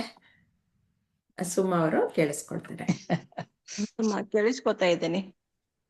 ಮೇಡಮ್ ಆಂಟಿ ಅವ್ರೇ ಹೇಳಿ ಆಂಟಿ, ಇವ್ರು ಇಂದ್ರಮ್ಮ ಅವರ ಅವ್ರೇ ಫಸ್ಟ್ ಹೇಳಿ, ಅವ್ರು ಇನ್ನ ಜ್ಞಾನಿಗಳು. ಹಾಗೆ ಅಂತ ಇಲ್ಲಪ್ಪ, ಅಲ್ಲ. ಹಾಗೇನಿಲ್ಲ. ಇಲ್ಲ ಚೆನ್ನಾಗೆ ಹೇಳ್ತೀರಾ, ಹೇಳಿ. ಇಲ್ಲ ಸುಮತಿ ಅವ್ರೆ, ನಾವ್ ಚಿಕ್ಕರಿಲ್ಲ, ನಿಜವಾಗ್ಲೂ ನಾನೇನ್ ಪ್ರೇಸ್ ಮಾಡ್ಬೇಕಂತಲ್ಲ, ನೀವ್ ಸೇಮ್ ಅದಲ್ಲಿ ಇರೋ ತರನೇ ಹೇಳಿ. ನೀವ್ ಫಸ್ಟ್ ಹೇಳಿ, ದೊಡ್ಡವ್ರು ನೀವ್ ಹೇಳಿ, ನಾವ್ ಕೇಳಿಸ್ಕೊಂಡು ಹಾ, ಅಂದ್ರೆ ಇಲ್ಲಿ ಎರಡು ದೃಷ್ಟಿಲಿ ನಾವು ನೋಡ್ಬೇಕಾಗ್ತದೆ. ಅಂದ್ರೆ ಇಲ್ಲಿ ಯುದ್ಧ ರಂಗದಲ್ಲಿ ನಮ್ಮೆಲ್ಲರ ಪ್ರತಿನಿಧಿಯಾಗಿ ಅರ್ಜುನ ಕ್ವಶನ್ ಅನ್ನ ಕೇಳ್ತಾ ಇದ್ದಾರೆ, ಅಥವಾ ಪಾತ್ರವನ್ನ ವಹಿಸ್ತಾ ಇದ್ದಾರೆ. ಕೃಷ್ಣ ಪರಮಾತ್ಮ ನಮ್ಮಗಳಿಗೆಲ್ಲ ಉತ್ತರವನ್ನ ನೀಡ್ತಾ ಇದ್ದಾರೆ, ಅದರ ಅರ್ಥವನ್ನ ಕೂಡ ಹೇಳ್ತಾ ಇದ್ದಾರೆ. ನಮ್ಗೆ ಶಕ್ತಾನುಸಾರವಾಗಿ ಅಥವಾ ನಮ್ಮ ಜ್ಞಾನಕ್ಕೆ ತಿಳಿದ ಮಟ್ಟಿಗೆ ನಾವು ಅರ್ಥ ಮಾಡ್ಕೊಂಡು ಹೋಗ್ತಾ ಇದ್ದೀವಿ. ಇದು ಜನರಲ್ ಆಗಿ ನಾವ್ ಹೇಳ್ಬೇಕಾದ್ರೆ ಇದ್ರಲ್ಲಿ ಏನ್ತಿದೆ ಅಂದ್ರೆ, ಮೋಹವನ್ನು ತ್ಯಜಿಸಿ ಕರ್ತವ್ಯದ ಪ್ರಕಾರ ಕ್ರಿಯೆ ಅಂತ ಹೇಳ್ತಿದ್ದಾರೆ. ಆದ್ರಿಂದ ಮೋಹವನ್ನು ತ್ಯಜಿಸು, ನೀನು ಕರ್ತವ್ಯಗಳ ಪ್ರಕಾರ ಕ್ರಿಯೆಗಳನ್ನು ಮಾಡು. ನಾವು ಸಾಮಾನ್ಯ ಮನುಷ್ಯರಿಗೂ ಕೂಡ ನಾವು ಯಾವುದೋ ಒಂದು ಮೋಹವನ್ನು ತ್ಯಜಿಸಿ ಅದನ್ನ ನಾವು ಕರ್ತವ್ಯಗಳನ್ನು ಪ್ರತಿಫಲ ಇಲ್ದಲೆ ಮಾಡಿದ್ರೆ, ಯಾವುದೇ ಸಣ್ಣ ಕರ್ತವ್ಯ ಆಗಬಹುದು, ಅದು ಯಾವುದೇ ಡ್ಯೂಟಿ ಆಗಿರ್ಬೋದು, ಅಥವಾ ಅಟ್ಲೀಸ್ಟ್ ಮನೆಯಲ್ಲಿ ಒಂದು ಕೆಲಸಗಳನ್ನು ಮಾಡ್ಬೇಕಾದ್ರೂ ಕೂಡ ಅದಕ್ಕೆ ಏನು ಪ್ರತಿಫಲ ಇಲ್ದಲೆ ನಾವು ಆ ಕ್ರಿಯೆಗಳನ್ನು ಮಾಡಿದಾಗ, ಅದಕ್ಕೆ ಯಾವುದೋ ಅಂಟ್ಕೊಳ್ದಲೆ ನಾವು ಮಾಡಿದಾಗ ನಮ್ಗೆ ಅವೇನು ಒಂದು ಆತ್ಮತೃಪ್ತಿ ಆಗ್ತದೆ. ಅದೇ ಒಂದು ಪರಮಾತ್ಮನ ಒಂದು ಎಲ್ಲಾ ಪ್ರತಿನಿಧಿಗಳಾಗಿರ್ತಕ್ಕಂಥ ಮನಸ್ಸುಗಳಿಗೆ ಒಂದು ತೃಪ್ತಿಯನ್ನು ಕೊಡ್ತೇವೆ. ಆದ್ರಿಂದ ನಾವು ನಮ್ಮ ಕೆಲಸವನ್ನು ಯಾವಾಗ್ಲೂ ಫಲದಾಸೆ ಇಲ್ಲದೆ ಮಾಡ್ಬೇಕಾಗ್ತದೆ. ಒಂದು ಅಡಿಗೆಯನ್ನ ಮಾಡಿದಾಗ, ನಾವು ಗೃಹಿಣಿಯಾದಂಥವ್ರು ಅಡಿಗೆಯನ್ನು ಮಾಡಿದಾಗ ಎಲ್ಲರಿಂದ ನಿರೀಕ್ಷಣೆ ಮನಸ್ಸಿಗೆ ಬರ್ತಾ ಇರ್ತದೆ. ಏನಂತಾರೋ ಏನೋ, ಏನ್ ಚೆನ್ನಾಗಿದ್ಯೋ ಇಲ್ಲೋ, ಅಥವಾ ಯಾರಾದ್ರೂ ರುಚಿಯಾಗಿದೆ ಅಂದಾಗ ಬಹಳ ಖುಷಿ ಆಗ್ತದೆ. ಇವತ್ತು ಅಡಿಗೆ ತುಂಬಾ ಚೆನ್ನಾಗಿತ್ತು ಅಂತ ಹೊಗಳಿದಾಗ್ಲೂ ಮನಸ್ಸಿಗೆ ಇದಾಗ್ತದೆ. ಆದ್ರೆ ನಾವು ಯಾವುದನ್ನು ಒಂದು ನಿರೀಕ್ಷಣೆ ಇಲ್ಲದಲೆ ಮಾಡಿದಾಗ, ಫಲದಾಸೆ ಇಲ್ದಲೆ ಮಾಡ್ಬೇಕಾಗ್ತದೆ. ಅದ್ರ ಕರ್ಮವನ್ನು ಪರಮಾತ್ಮನನ್ನ ನಾವು ಪಡಿಬಹುದು ಅಂತ ಒಂದು ಸಾಮಾನ್ಯ ಅರ್ಥ ಅನಿಸ್ತದೆ ಇದಕ್ಕೆ. ಇದನ್ನು ಮೋಹವನ್ನು ಇಲ್ಲಿ ಅರ್ಜುನ ಮತ್ತು ಕೃಷ್ಣನ ಸಂವಾದದಲ್ಲಿ ನಾವು ನೋಡಿದಾಗ ಕೃಷ್ಣ ಪರಮಾತ್ಮ ಹೇಳ್ತಿದ್ದಾರೆ, ಮೋಹವನ್ನು ತ್ಯಜಿಸಿ ಕರ್ತವ್ಯವಾದ ಪ್ರಕಾರ ಕ್ರಿಯೆಗಳನ್ನ ನೀನು ಮಾಡು, ಆ ಫಲಗಳಿಗೆ ಅಂಟ್ಕೊಳ್ಬೇಡ, ಕೆಲಸ ಮಾಡೋದ್ರಿಂದ ಪರಮಾತ್ಮನ ಸಾಕ್ಷಾತ್ಕಾರ ಆಗ್ತದೆ ನಿನಗೆ ಅಂತೇಳಿ ಇಲ್ಲಿ ಹೇಳ್ತಾ ಇದ್ದಾರೆ. ಅಂದ್ರೆ ನಿನ್ ಕರ್ತವ್ಯ ನೀನ್ ಮಾಡು, ನೀನ್ ಕ್ಷತ್ರಿಯ, ಯುದ್ಧ ರಂಗದಲ್ಲಿ ನಿಂತಿದೀಯಾ, ಎಲ್ಲರ ಒಂದು ಪಾಂಡವರ ಪ್ರತಿನಿಧಿಯಾಗಿದ್ಯಾ. ನಾನೀಗ ಇದನ್ನ ರಥವನ್ನ ತಂದು ನಿಲ್ಲಿಸಿದ್ದೀನಿ, ಎರಡೂ ಒಂದು ಪಕ್ಷಗಳ ಮಧ್ಯ ನಿಲ್ಸಿದ್ದೀನಿ. ನೀನು ಒಂದು ವ್ಯಾಮೋಹಕ್ಕೆ ಸಿಲುಕಿ ಎಲ್ಲ ಒಂದು ಮೋಹಕ್ಕೆ ಒಳಗಾಗಿ ಎಲ್ಲಾನು ಇದು ಮಾಡಬೇಡ, ತ್ಯಜಿಸ್ಬೇಡ. ನಿನ್ ಕ್ರಿಯೆನ ನೀನ್ ಮಾಡು, ನಿನ್ ಕೆಲಸ ಅದು, ನೀನು ಆ ಭಾವನೆಗಳಿಂದ ಹೊರತಾಗಿ ಬಾ ಹೊರಗಡೆ ಅಂತ ಹೇಳಿ ಇದಕ್ಕೂ ವ್ಯಾಮೋಹಕ್ಕೆ ಅಂಟ್ಕೊಳ್ಬೇಡ ನೀನು. ಹೀಗಾಗಿ ನಿನ್ ಕೆಲಸವನ್ನ ಮಾಡು ಅಂತ ಇಲ್ಲಿ ಕೃಷ್ಣ ಪರಮಾತ್ಮ ಹೇಳ್ತಿದ್ದಾರೆ. ಮೋಹವನ್ನ ತ್ಯಜಿಸ್ಬೇಕು ನಾವು ಕೂಡ. ಯಾವೊಂದು ಕ್ರಿಯೆಯನ್ನು ಮಾಡ್ಬೇಕಾದ್ರೂ ಕೂಡ ಅದು ಯಾವುದು ಅಂಟುಕೊಳ್ದಲೆ ನಮ್ ಕೆಲಸವನ್ನ ನಾವು ಮಾಡ್ಕೊಂಡು ಹೋದ್ರೆ, ಪ್ರತಿಫಲ ನಿರೀಕ್ಷಣೆ ಇಲ್ದಲೆ ಜೀವನ ಮಾಡಿದ್ರೆ ಬಹಳ ಸಂತೋಷದಿಂದ ಬಾಳ್ಬಹುದು, ಮತ್ತೆ ಒಳ್ಳೆಯ ಕೆಲಸಗಳನ್ನ ಕೂಡ ಮಾಡಬಹುದು. ಯಾವುದಕ್ಕೂ ಅಂದ್ರೆ ಯಾವುದೇ ಒಂದು ವ್ಯಾಮೋಹಕ್ಕೆ ಒಳಗಾಗದೆ, ಯಾವುದೇ ಕಷ್ಟ ಬರ್ಲಿ ಸುಖ ಬರ್ಲಿ, ಅಥವಾ ಯಾವುದೇ ಒಂದು ಏನಂದ್ರೆ ಈ ಸಂದರ್ಭಕ್ಕೆ ಅನ್ನುವಾಗೆ ಮನಸ್ಸಿಗೆ ಇದಾಗ್ತಾ ಇದ್ದಾಗ್ಲೂ ಕೂಡ ನಾವು ಈ ಮೋಹಕ್ಕೆ ಒಳಗಾಗದಲ್ಲೇ ನಮ್ಮ ಆತ್ಮವನ್ನ ಪದೇ ಪದೇ ನೆನಪು ಮಾಡ್ಕೊಂಡು, ಇದ್ಯಾವುದೂ ನಾನಲ್ಲ, ನನ್ನ ಕರ್ತವ್ಯ ನಾನು ಮಾಡ್ತಾ ಇದ್ದೀನಿ, ಇದಕ್ಕೆ ನನಗೆ ಪ್ರತಿಫಲ ಯಾವುದೇ ರೂಪದಲ್ಲಿ ಇರಬಹುದು, ಅದನ್ನ ನಾನು ಅಂಟ್ಕೊಳ್ದಲೆ, ಅದನ್ನ ನಿರೀಕ್ಷಣೆ ಮಾಡ್ದಲೆ ನಾನು ಇದನ್ನ ಮಾಡ್ಕೋಬೇಕು, ಜೀವನ ಸಾಗಿಸ್ಬೇಕು ಅಂತಕ್ಕಂತ ಒಂದು ಇದನ್ನ ಮನಸ್ಸಲ್ಲಿ ಇಟ್ಕೊಂಡ್ರೆ ಇದು ಒಳ್ಳೇದಾಗಬಹುದು ಅಂತ ಅನಿಸ್ತದೆ. ಇದರ ಅಷ್ಟೊಂದು ನಾವ್ ಇನ್ನೂ ಪಡೆದಿಲ್ಲ, ಆದ್ರೂ ಕೂಡ ಅದನ್ನ ಸ್ವಲ್ಪ ತಿಳುವಳಿಕೆ ಸತ್ಸಂಗದಿಂದ ನಾವು ಸ್ವಲ್ಪ ತಿಳ್ಕೊಳ್ತಾ ಇದ್ದೀವಿ. ಫಲದಾಸೆ ಮಾಡ್ಬೇಕು, ಪರಮಾತ್ಮನನ್ನು ಪಡಿಬೇಕು, ಪದೇ ಪದ ನಾವು ಆತ್ಮ ಅನ್ಕೋಬೇಕು, ಆತ್ಮಜ್ಞಾನವನ್ನು ಪಡಿಬೇಕು ಅಂತಕ್ಕಂತ ಒಂದು ಇದು ಸಿಗ್ತಾ ಇದೆ, ಜ್ಞಾನ ಸಿಗ್ತಾ ಇದೆ ಅನ್ನೋದಕ್ಕೆ ಈ ಸತ್ಸಂಗನೇ ಸಾಕ್ಷಿಯಾಗಿದೆ. ಇದಕ್ಕೆ ಪದ್ಮ ಅವರ ಹೊಂದಿದೆ ನಮ್ಗೆಲ್ಲ ಬಹಳ ಉಪಯೋಗ ಆಗ್ತಾ ಇದೆ ಅಂತ ನನ್ನ ಅನಿಸಿಕೆ. ಇಲ್ಲಪ್ಪ, ನಾನಲ್ಲ ಇದಕ್ಕೆಲ್ಲ ಕಾರಣ. ಗುರೂಜಿ ಅವರಿಂದ ನಾವು ಇದನ್ನೆಲ್ಲ ಪಡ್ಕೊಳ್ತಾ ಇದೀವಿ. ಅವ್ರದ್ದು ಮಹಾನ್ ಇದು ಆತ್ಮ ಚೈತನ್ಯ. ತುಂಬಾ ಇದಾಗಿ ಅವರು ಎಲ್ರಿಗೂ ಇದನ್ನ ತಿಳಿಸ್ಬೇಕು ಅನ್ನೋದು ಹ್ಮ್ ಅವ್ರು ಎಷ್ಟು ಆಸೆ ಇಟ್ಕೊಂಡಿದ್ದಾರೆ ಅಂತಂದ್ರೆ ಹೇಳಕ್ಕೆ ಸಾಧ್ಯ ಇಲ್ಲ. ಅವ್ರಿಗೆ 24 ಗಂಟೆಯಲ್ಲಿ ಅದೆಷ್ಟೊತ್ತು ನಿದ್ದೆ ಮಾಡ್ತಾರೋ ಗೊತ್ತಿಲ್ಲ ನಂಗೆ, ಅಷ್ಟು ಕೆಲಸ ಮಾಡ್ತಾರೆ ಅವರು. ಅವ್ರಿಗೆ ನಿದ್ದೆಯಲ್ಲೂ ಸಹ ನಾನು ಏನ್ ಹೇಳಿ ಅಂತಂದ್ಬಿಟ್ಟು ಯೋಚನೆ ಮಾಡ್ತಾರಂತೆ. ಆ ರೀತಿಯಲ್ಲಿ ನಾವು ಏನು ಒಂದು ತೃಣ ಮಾತ್ರವೂ ಇಲ್ಲ ಅಂತ ನಾವು ತಿಳ್ಕೊಳ್ಬೇಕು. ಆ ರೀತಿಯಲ್ಲಿ ಅವ್ರು ಕೆಲಸ ಮಾಡ್ತಾರೆ. ಸುಮತಿ, ಇಂಗ್ಲಿಷ್ನಲ್ಲೂ ಹೇಳ್ತಾ ಇದ್ದಾರೆ madam, giving up attachment, perform action as a matter of duty. ನಿನ್ ಡ್ಯೂಟಿ ನೀನ್ ಮಾಡು, attachment because my working without being attached to the fruits one attains the supreme. ಎಷ್ಟು ಚೆನ್ನಾಗಿದೆ. ಇದನ್ನ ಅರ್ಥ ಮಾಡ್ಕೊಂಡ್ರೆ ಸಾಕಾಗ್ತದೆ ನಮ್ಗೆ, ಆದ್ರೆ ಅದನ್ನ ಅಳವಡಿಸ್ಕೊಳಕ್ ಇನ್ನೂ ಆಗ್ತಾ ಇಲ್ಲ. ಏನೋ ಒಂದು ಇದ್ರ ತರ ಹೋಗ್ತಾ ಇದೀವಿ. ಸುಮತಿ ಅವ್ರು ಹೇಳಿ. ನನ್ಗೆ ಈ ಶ್ಲೋಕದಲ್ಲಿ ಅರ್ಥ ಆಗಿದೆ, ನೀವ್ ಹೇಳ್ದಾಗ ಇನ್ನ ಹೊಸ ತರನು ಅರ್ಥ ಆಯ್ತು. ಕೃಷ್ಣ ಅರ್ಜುನನ್ಗೆ ಮತ್ತೆ ಇಷ್ಟೆಲ್ಲ ಸೆಲ್ಫ್ ರಿಯಲೈಸ್ಡ್ ಆತ್ಮಜ್ಞಾನ ಪಡೆದಿರೋರ್ ಬಗ್ಗೆ ಎಲ್ಲ ಅವ್ರದ್ದು ಹೆಂಗಿರ್ತಾರೆ, ಅವ್ರು ಹೇಗೆ ಏನು ಅಂತೆಲ್ಲ ಆಸೆ ತೋರಿಸ್ಬಿಟ್ಟು ಆಮೇಲೆ ಮತ್ತೆ ವಾಪಸ್ ಅರ್ಜುನನ್ಗೆ ಬಂದ್ಬಿಟ್ಟು ಯಾಕಂದ್ರೆ ಅರ್ಜುನ ಎಲ್ಲ ಆರ್ಮಿ ಅವ್ರೆಲ್ಲ ಅವ್ರ ನೆಂಟರು ಅವ್ರನ್ನೆಲ್ಲ ನೋಡ್ಬಿಟ್ಟು ಎಮೋಷನಲ್ ಆಗ್ಬಿಟ್ಟು ಅಯ್ಯೋ ಬೇಡಪ್ಪ ಬೇಡ ನಮ್ಮವರೇ ಎಲ್ಲಾರನು ಅಂತ ಬಾಣ ಎಲ್ಲ ಕೆಳಗಾಕ್ಬಿಟ್ಟಿರ್ತಾನಲ್ಲ. ಅದಕ್ಕೆ ಅವ್ರು ತೋರ್ಸೋದು ಇವಾಗ ಮಕ್ಳಿಗೆ ತೋರ್ಸಿರ್ತಾರ, ನೀನ್ ಓದಿದ್ರೆ ನಾವು ನಮ್ಮ ಮಕ್ಳಿಗೆ ಹಂಗೆ ಹೇಳೋದು, ನೀನ್ ಓದಿದ್ರೆ ಚೆನ್ನಾಗಿರ್ತೀಯ, ಮುಂದೆ ಜೀವನ ಹಂಗಿರುತ್ತೆ, ಯಾರನ್ನ ತೋರ್ಸ್ಬಿಟ್ಟು ಹಿಂಗಂತ ಹೇಳ್ತೀವಲ್ಲ, ಅದೇ ತರ ಅದೇ ಟ್ರಿಕ್ ನ ಕೃಷ್ಣ ಅರ್ಜುನನ್ಗೆ, ನೀನ್ ಏನಾಗತ್ತೆ ನೀನ್ ಮಾಡೋದ್ರಿಂದ ಏನಾಗತ್ತೆ, ಏನಕ್ಕ ಯುದ್ಧ ಏಕ್ ಮಾಡ್ಬೇಕು, ನಮ್ಮವರೇ ಆಗಿದ್ರು ಮಾಡ್ಲೇಬೇಕು, ಬಿಕಾಸ್ ಅದ್ ನಿನ್ ಡ್ಯೂಟಿ, ನೀನ್ ಕ್ಷತ್ರಿಯ, ನೀನು ಯುದ್ಧ ಮಾಡ್ಲೇಬೇಕು. ಬೇರೆಯವರಾಗಿದ್ರೆ ಬೇರೆ ವಿಧಾನದಲ್ಲಿ ಮಾಡ್ತಾ ಇದ್ರು, ಕ್ಷತ್ರಿಯಂದು ಆಬ್ಲಿಗೇಟರಿ ಡ್ಯೂಟಿ ಅದು. ಆಮೇಲೆ ಅದ್ರಲ್ಲಿ ನಿನ್ಗೆ ಆ ಎಮೋಷನಲ್ ಆಗಿರೋದು ನೀನ್ ಅಟ್ಯಾಚ್ಮೆಂಟ್ ಇರೋದ್ ತನಕ. ನೀವ್ ಹೇಳ್ದಾಗೆ ನಾವ್ ಎಲ್ಲಾರು ನಮ್ ಡ್ಯೂಟಿನ ಫೇಲ್ ಆಗೋದು ನಮಗ್ ಗೊತ್ತಿರತ್ತೆ. ಯಾರೋ ನಮ್ಮವ್ರು ತಪ್ಪು ಮಾಡಿದಾಗ ನಾವು ಎಮೋಷನ್ ಇಂದ ಅವ್ರನ್ನ ಬಿಟ್ಕೊಡ್ದೆ ಇಟ್ಕೊಂಡ್ಬಿಡ್ತೀವಿ. ಬೇರೆಯವರು ನ್ಯಾಯ ಇದ್ರು ಅವ್ರಿಗೆ ಕೊಡ್ಸಕ್ ಹೋಗೋದಿಲ್ಲ. ನಮ್ಮವ್ರೇ ಅಲ್ವಾ, ಇವ್ರಿಗನ್ಯ ನಮ್ಮ ಎಮೋಷನಲ್ ಆಗಿ ಯೋಚನೆ ಮಾಡಕ್ ಶುರು ಮಾಡ್ತೀವಿ ನಾವು ಜನರಲ್ ಇವತ್ತಿನ ಪ್ರಪಂಚಕ್ಕೆ. ಆವತ್ತು ಅರ್ಜುನನ್ಗೆ ನಮ್ಮವ್ರೇ ಅಂತ ಯಾಕೆ ಬಿಡ್ಕೊಡ್ತೀವಿ, ಅವ್ರು ಮಾಡ್ತಾ ಇರೋದು ತಪ್ಪೇ ಅಂತ. ಇದ್ರಿಂದ ನಿನ್ಗೆ ಏನ್ ಸಿಗತ್ತೆ, ಯುದ್ಧ ಒಂದು ಗೆಲ್ಲೋದು ಅಲ್ದೆ ಏನಾಗತ್ತೆ, ಒಂದು ಮನುಷ್ಯ ಫೈನಲ್ ಆಗಿ ಏನ್ ಆತ್ಮ ಸೆಲ್ಫ್ ರಿಯಲೈಸ್ಡ್ ಆಗ್ಬೇಕು, ಉತ್ತಮ ಪುರುಷ ಆಗ್ಬೇಕು. ಉತ್ತಮ ಪುರುಷಕ್ಕಿಂತ ಅದೇ ಸೆಲ್ಫ್ ರಿಯಲೈಸ್ಡ್ ಆತ್ಮಜ್ಞಾನಿ ಆಗ್ಬೇಕು, ಎನ್ಲೈಟ್ಮೆಂಟ್ ಸಿಗ್ಬೇಕು ಅಂತ ಅದೇ ಮೇನ್ ಪರ್ಪಸ್ ಆಫ್ ಲೈಫ್. ಅದೆಲ್ಲ ಬೇಕು ಅಂದ್ರೆ ನೀನ್ ಈ ಎಮೋಷನ್ಗಳೆಲ್ಲ ದಾಟಿ ನಿನ್ ಡ್ಯೂಟೀಸ್ ಎಲ್ಲ ಕರೆಕ್ಟ್ ಆಗಿ ಪರ್ಫಾರ್ಮ್ ಮಾಡ್ಬೇಕು ಅಂತ ಕೃಷ್ಣ ಎತ್ತಿ ಹೇಳ್ತಾನೆ. ನೀ ಅಟ್ಯಾಚ್ಮೆಂಟ್ ಬಿಟ್ಟಾಗ ನೀನು ಅವ್ರ ತರನೇ ಸೆಲ್ಫ್ ರಿಯಲೈಸ್ ತರನೇ ಆಗ್ತೀಯ. ಆ ಸೆಲ್ಫ್ ರಿಯಲೈಸ್ಡ್ ಅವ್ರಿಗೆ ಏನೇನೆಲ್ಲ ಅಂತ ನಾವು ಈ ಹಿಂದಿನ ಶ್ಲೋಕಗಳಲ್ಲಿ ಸುಮಾರು ಶ್ಲೋಕಗಳಲ್ಲಿ ನಾವು ಈ ಚಾಪ್ಟರ್ ಅಲ್ಲಿ ಹೇಳ್ತಾ ಬಂದಿದ್ವಿ.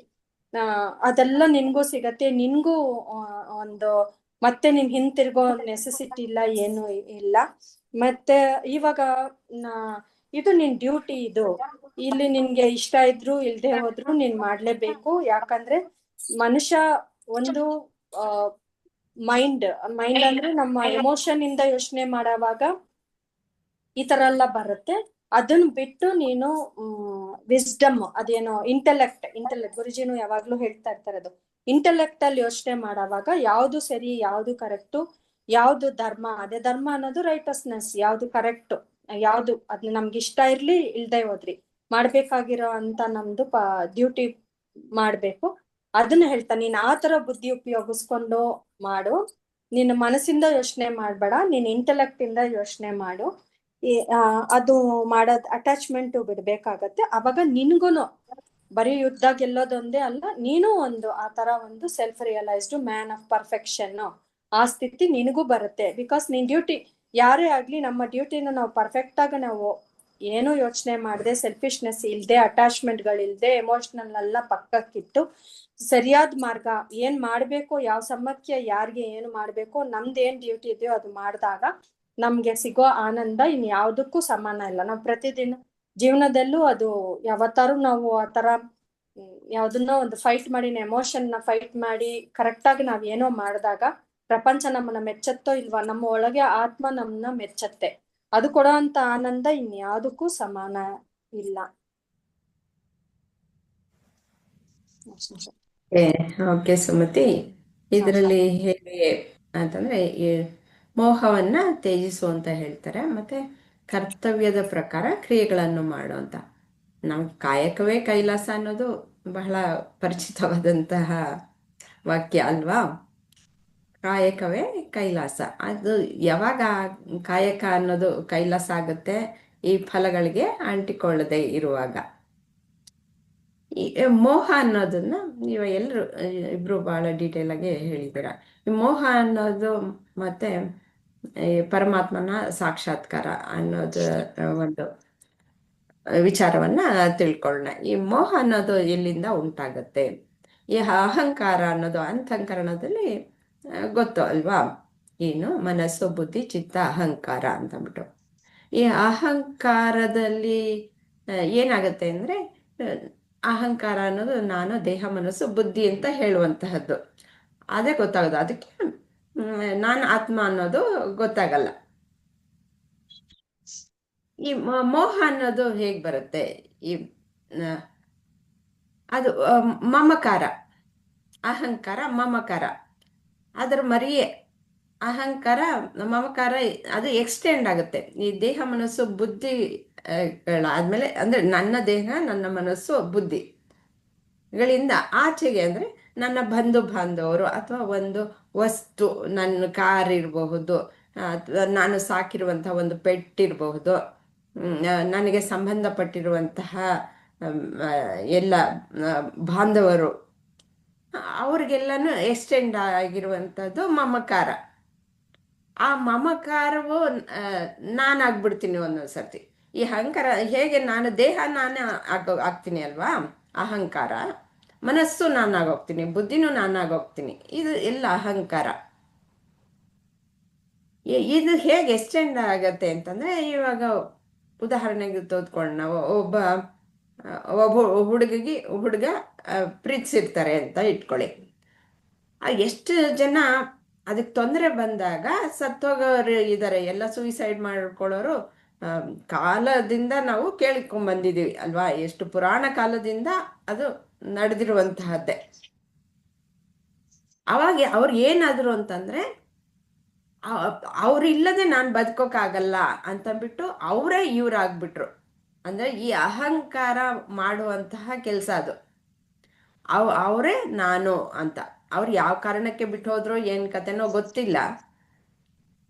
ಆಮೇಲೆ ಬದುಕೆ ಇಲ್ಲ ಅಂತಂದ್ಬಿಟ್ಟು ಅನ್ಕೊಳ್ಳೋದು ಈ ಅಹಂಕಾರಕ್ಕೆ ಸೇರಿರುವಂತಹದ್ದು. ಈ ಬಂಧು ಬಾಂಧವರು ಅವ್ರಿಗೆಲ್ಲ ಎಕ್ಸ್ಟೆಂಡ್ ಆಗೋದು ಆ ಮಮಕಾರದಿಂದ ಮೋಹ. ಅದೇ ರೀತಿಯಲ್ಲಿ ಈ ಅರ್ಜುನನಿಗೆ ಅವನ ಒಂದು ದೇಹ, ಮನಸ್ಸು, ಬುದ್ಧಿಯಿಂದ ಆಚೆಗೆ ಹೋಗಿ ತನ್ನ ಗುರುಗಳು ಮತ್ತೆ ಪಿತಾಮಹ ಅವರಿಗೆ ಎಕ್ಸ್ಟೆಂಡ್ ಆಗಿರುವಂತಹದ್ದು. ಅವ್ರು ಹೋಗ್ತಾರಲ್ಲ, ಅವ್ರ ದೇಹ ಅನ್ನೋದು ಹೋಗ್ಬಿಡುತ್ತೆ ಅನ್ನೋದಕ್ಕೋಸ್ಕರ ಆ ಮೋಹ ಇದೆ. ಅದಕ್ಕೆ ಇದು ಎಲ್ಲದರಲ್ಲೂ ನಮಗೆ ದಿನನಿತ್ಯ ಕರ್ಮಗಳಲ್ಲಿ ಆಗುವಂಥದ್ದು. ಆ ಮೋಹವನ್ನು ತ್ಯಜಿಸಿ ನನಗೆ ಯಾವುದು ನಿಯಮಿತ ಕರ್ಮ ಇದೆ, ನನ್ನ ಕರ್ತವ್ಯ ಏನಿದೆ ಅದನ್ನ ಮಾಡಿದ್ರೆ, ಶ್ರದ್ಧೆಯಿಂದ ಮಾಡಿದ್ರೆ ಮತ್ತೆ ಫಲಕ್ಕೂ ಅಂಟಿಕೊಳ್ಳದೆ. ಅದಂತೂ ನಾವು ತುಂಬ ಸರ್ತಿ ನಾವು ಚಿಂತನೆಯನ್ನು ಮಾಡಿರುವಂತಹದ್ದು. ಯಾವುದೇ ಕರ್ಮವನ್ನು ಮಾಡಿದ್ರೂ ಫಲಾಪೇಕ್ಷೆ ಇಲ್ಲದೆ ಮಾಡಿದ್ರೆ ಆವಾಗ ಪ್ರಸಾದ ಬುದ್ಧಿಯಲ್ಲಿ ನಾನು ಕೆಲಸ ಮಾಡಿದ್ರೆ ನಾನು ಮನಸ್ಸನ್ನು ಸಮಾಧಾನವಾಗಿ ಇಟ್ಕೊಳ್ಬಹುದು ಅಂತ. ಆವಾಗ ಸಮಾಧಾನವಾಗಿ ಇಟ್ಕೊಳ್ಬಹುದು. ಯಾವಾಗ ಇದನ್ನೆಲ್ಲ ತ್ಯಾಗ ಮಾಡಿದಾಗ ಏನಾಗತ್ತೆ ಅಂದ್ರೆ, ಈ ಅಹಂಕಾರವನ್ನೇ ತ್ಯಜಿಸಿದ ಹಾಗೆ. ಈ ಅಹಂಕಾರ ನಾನು ನನ್ನದು ಅನ್ನುವುದನ್ನು ತ್ಯಜಿಸಿದಾಗ ಅಹಂಕಾರ ಅನ್ನೋದು ಹೋಯ್ತು. ಅಹಂಕಾರ ಅನ್ನೋದು ಹೋದಾಗ ಏನು, ಅಲ್ಲಿ ಪರಮಾತ್ಮ ಮಾತ್ರನೇ ಇರೋದು, ಆ ಪರಮಾತ್ಮನನ್ನ ಮರೆಯಿಸೋದು ಈ ಅಹಂಕಾರ ಮಾತ್ರ. ಆ ಅಹಂಕಾರ ಅನ್ನೋದು ಹೋದಾಗ ಅಲ್ಲಿ ಪರಮಾತ್ಮನ ಸಾಕ್ಷಾತ್ಕಾರವೇ ಆಗೋದು ಅಂತ ಇಲ್ಲಿ ನಾವು ಸ್ಪಷ್ಟವಾಗಿ ತಿಳಿದುಕೊಳ್ಬಹುದು. ಅದನ್ನ ಇಲ್ಲಿ ಶ್ರೀಕೃಷ್ಣ ತಿಳಿಸ್ಕೊಡ್ತಾ ಇದ್ದಾರೆ. ಅದಕ್ಕೋಸ್ಕರ ನಿನ್ನ ಕರ್ತವ್ಯನ ಯಾವ ರೀತಿಲಿ ಮಾಡ್ಬೇಕು, ಮೊದ್ಲು ಬಿಡು, ನೀನು ಮೋಹ ಅನ್ನೋದನ್ನ ಬಿಡು. ಅದೆಲ್ಲ ಈ ಅಹಂಕಾರಕ್ಕೆ ಸೇರಿರುವಂತಹದ್ದೇನೆ. ಅಹಂಕಾರ ಅಂತಂದ್ರೆ ಬರೀ ಗರ್ವ ಅಂತ ಅಲ್ಲ, ಡಿಪ್ರೆಸ್ ಆಗೋದುವೆ ಅಹಂಕಾರವೇ.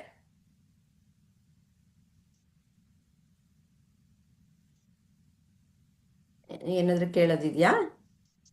ಮುಂದಿನ ಹೋಗೋಣ. ಎಷ್ಟೊಂದು ಒಳ ಅರ್ಥಗಳಿದೆ. ಒಂದೊಂದು ಶ್ಲೋಕದಲ್ಲಿ ನಾನಾ ಅರ್ಥಗಳು ಅಲ್ಲ ಮೇಡಮ್? ಇರುತ್ತೆ. ಈ ಅಹಂಕಾರ ಮಮಕಾರ ಅದೆಲ್ಲ ನೀವು AVS ಕಲ್ತ್ಕೊಳ್ತೀರ, ಮುಂದೆ ಮುಂದೆ ಕಲ್ತ್ಕೊಳ್ತೀರ. ಇನ್ನೂ ಡೀಟೈಲ್ ಆಗಿದೆ, ತುಂಬಾ ಡೀಟೈಲ್ ಆಗಿದೆ. ಅದನ್ನ ಚರ್ಚೆ ಮಾಡೋಣ. ಇವಾಗ 20ನೇ ಶ್ಲೋಕ. ಕರ್ಮಣ ಇವ ಹಿ ಸಂಸಿದ್ಧಿಂ ಆಸ್ಥಿತ ಜನಕಾದಯಃ ಲೋಕ ಸಂಗ್ರಹಮೇವಾಪಿ ಸಂಪಶ್ಯನ್ ಕರ್ತುಮರ್ಹಸಿ.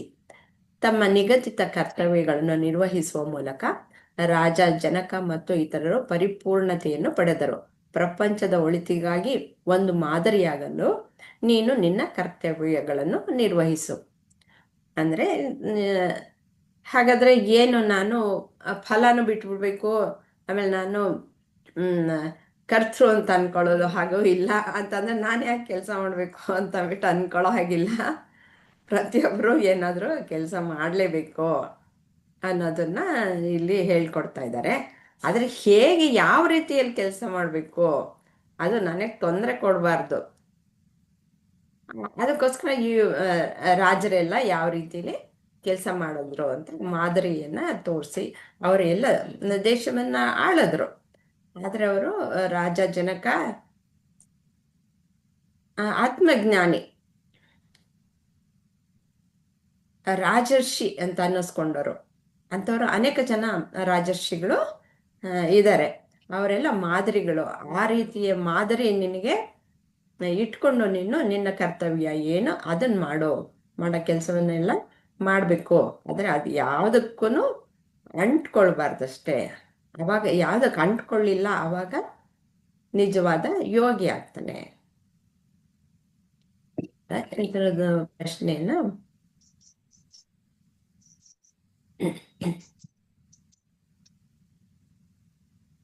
ಜನಕಾದಿ ಉಪಮಾನದೊಂದಿಗೆ ಶ್ರೀಕೃಷ್ಣಾರ್ಜುನನಿಗೆ ಕರ್ಮವನ್ನು ಹೇಗೆ ಮಾಡಲು ತಿಳಿಸಿದ್ದಾರೆ.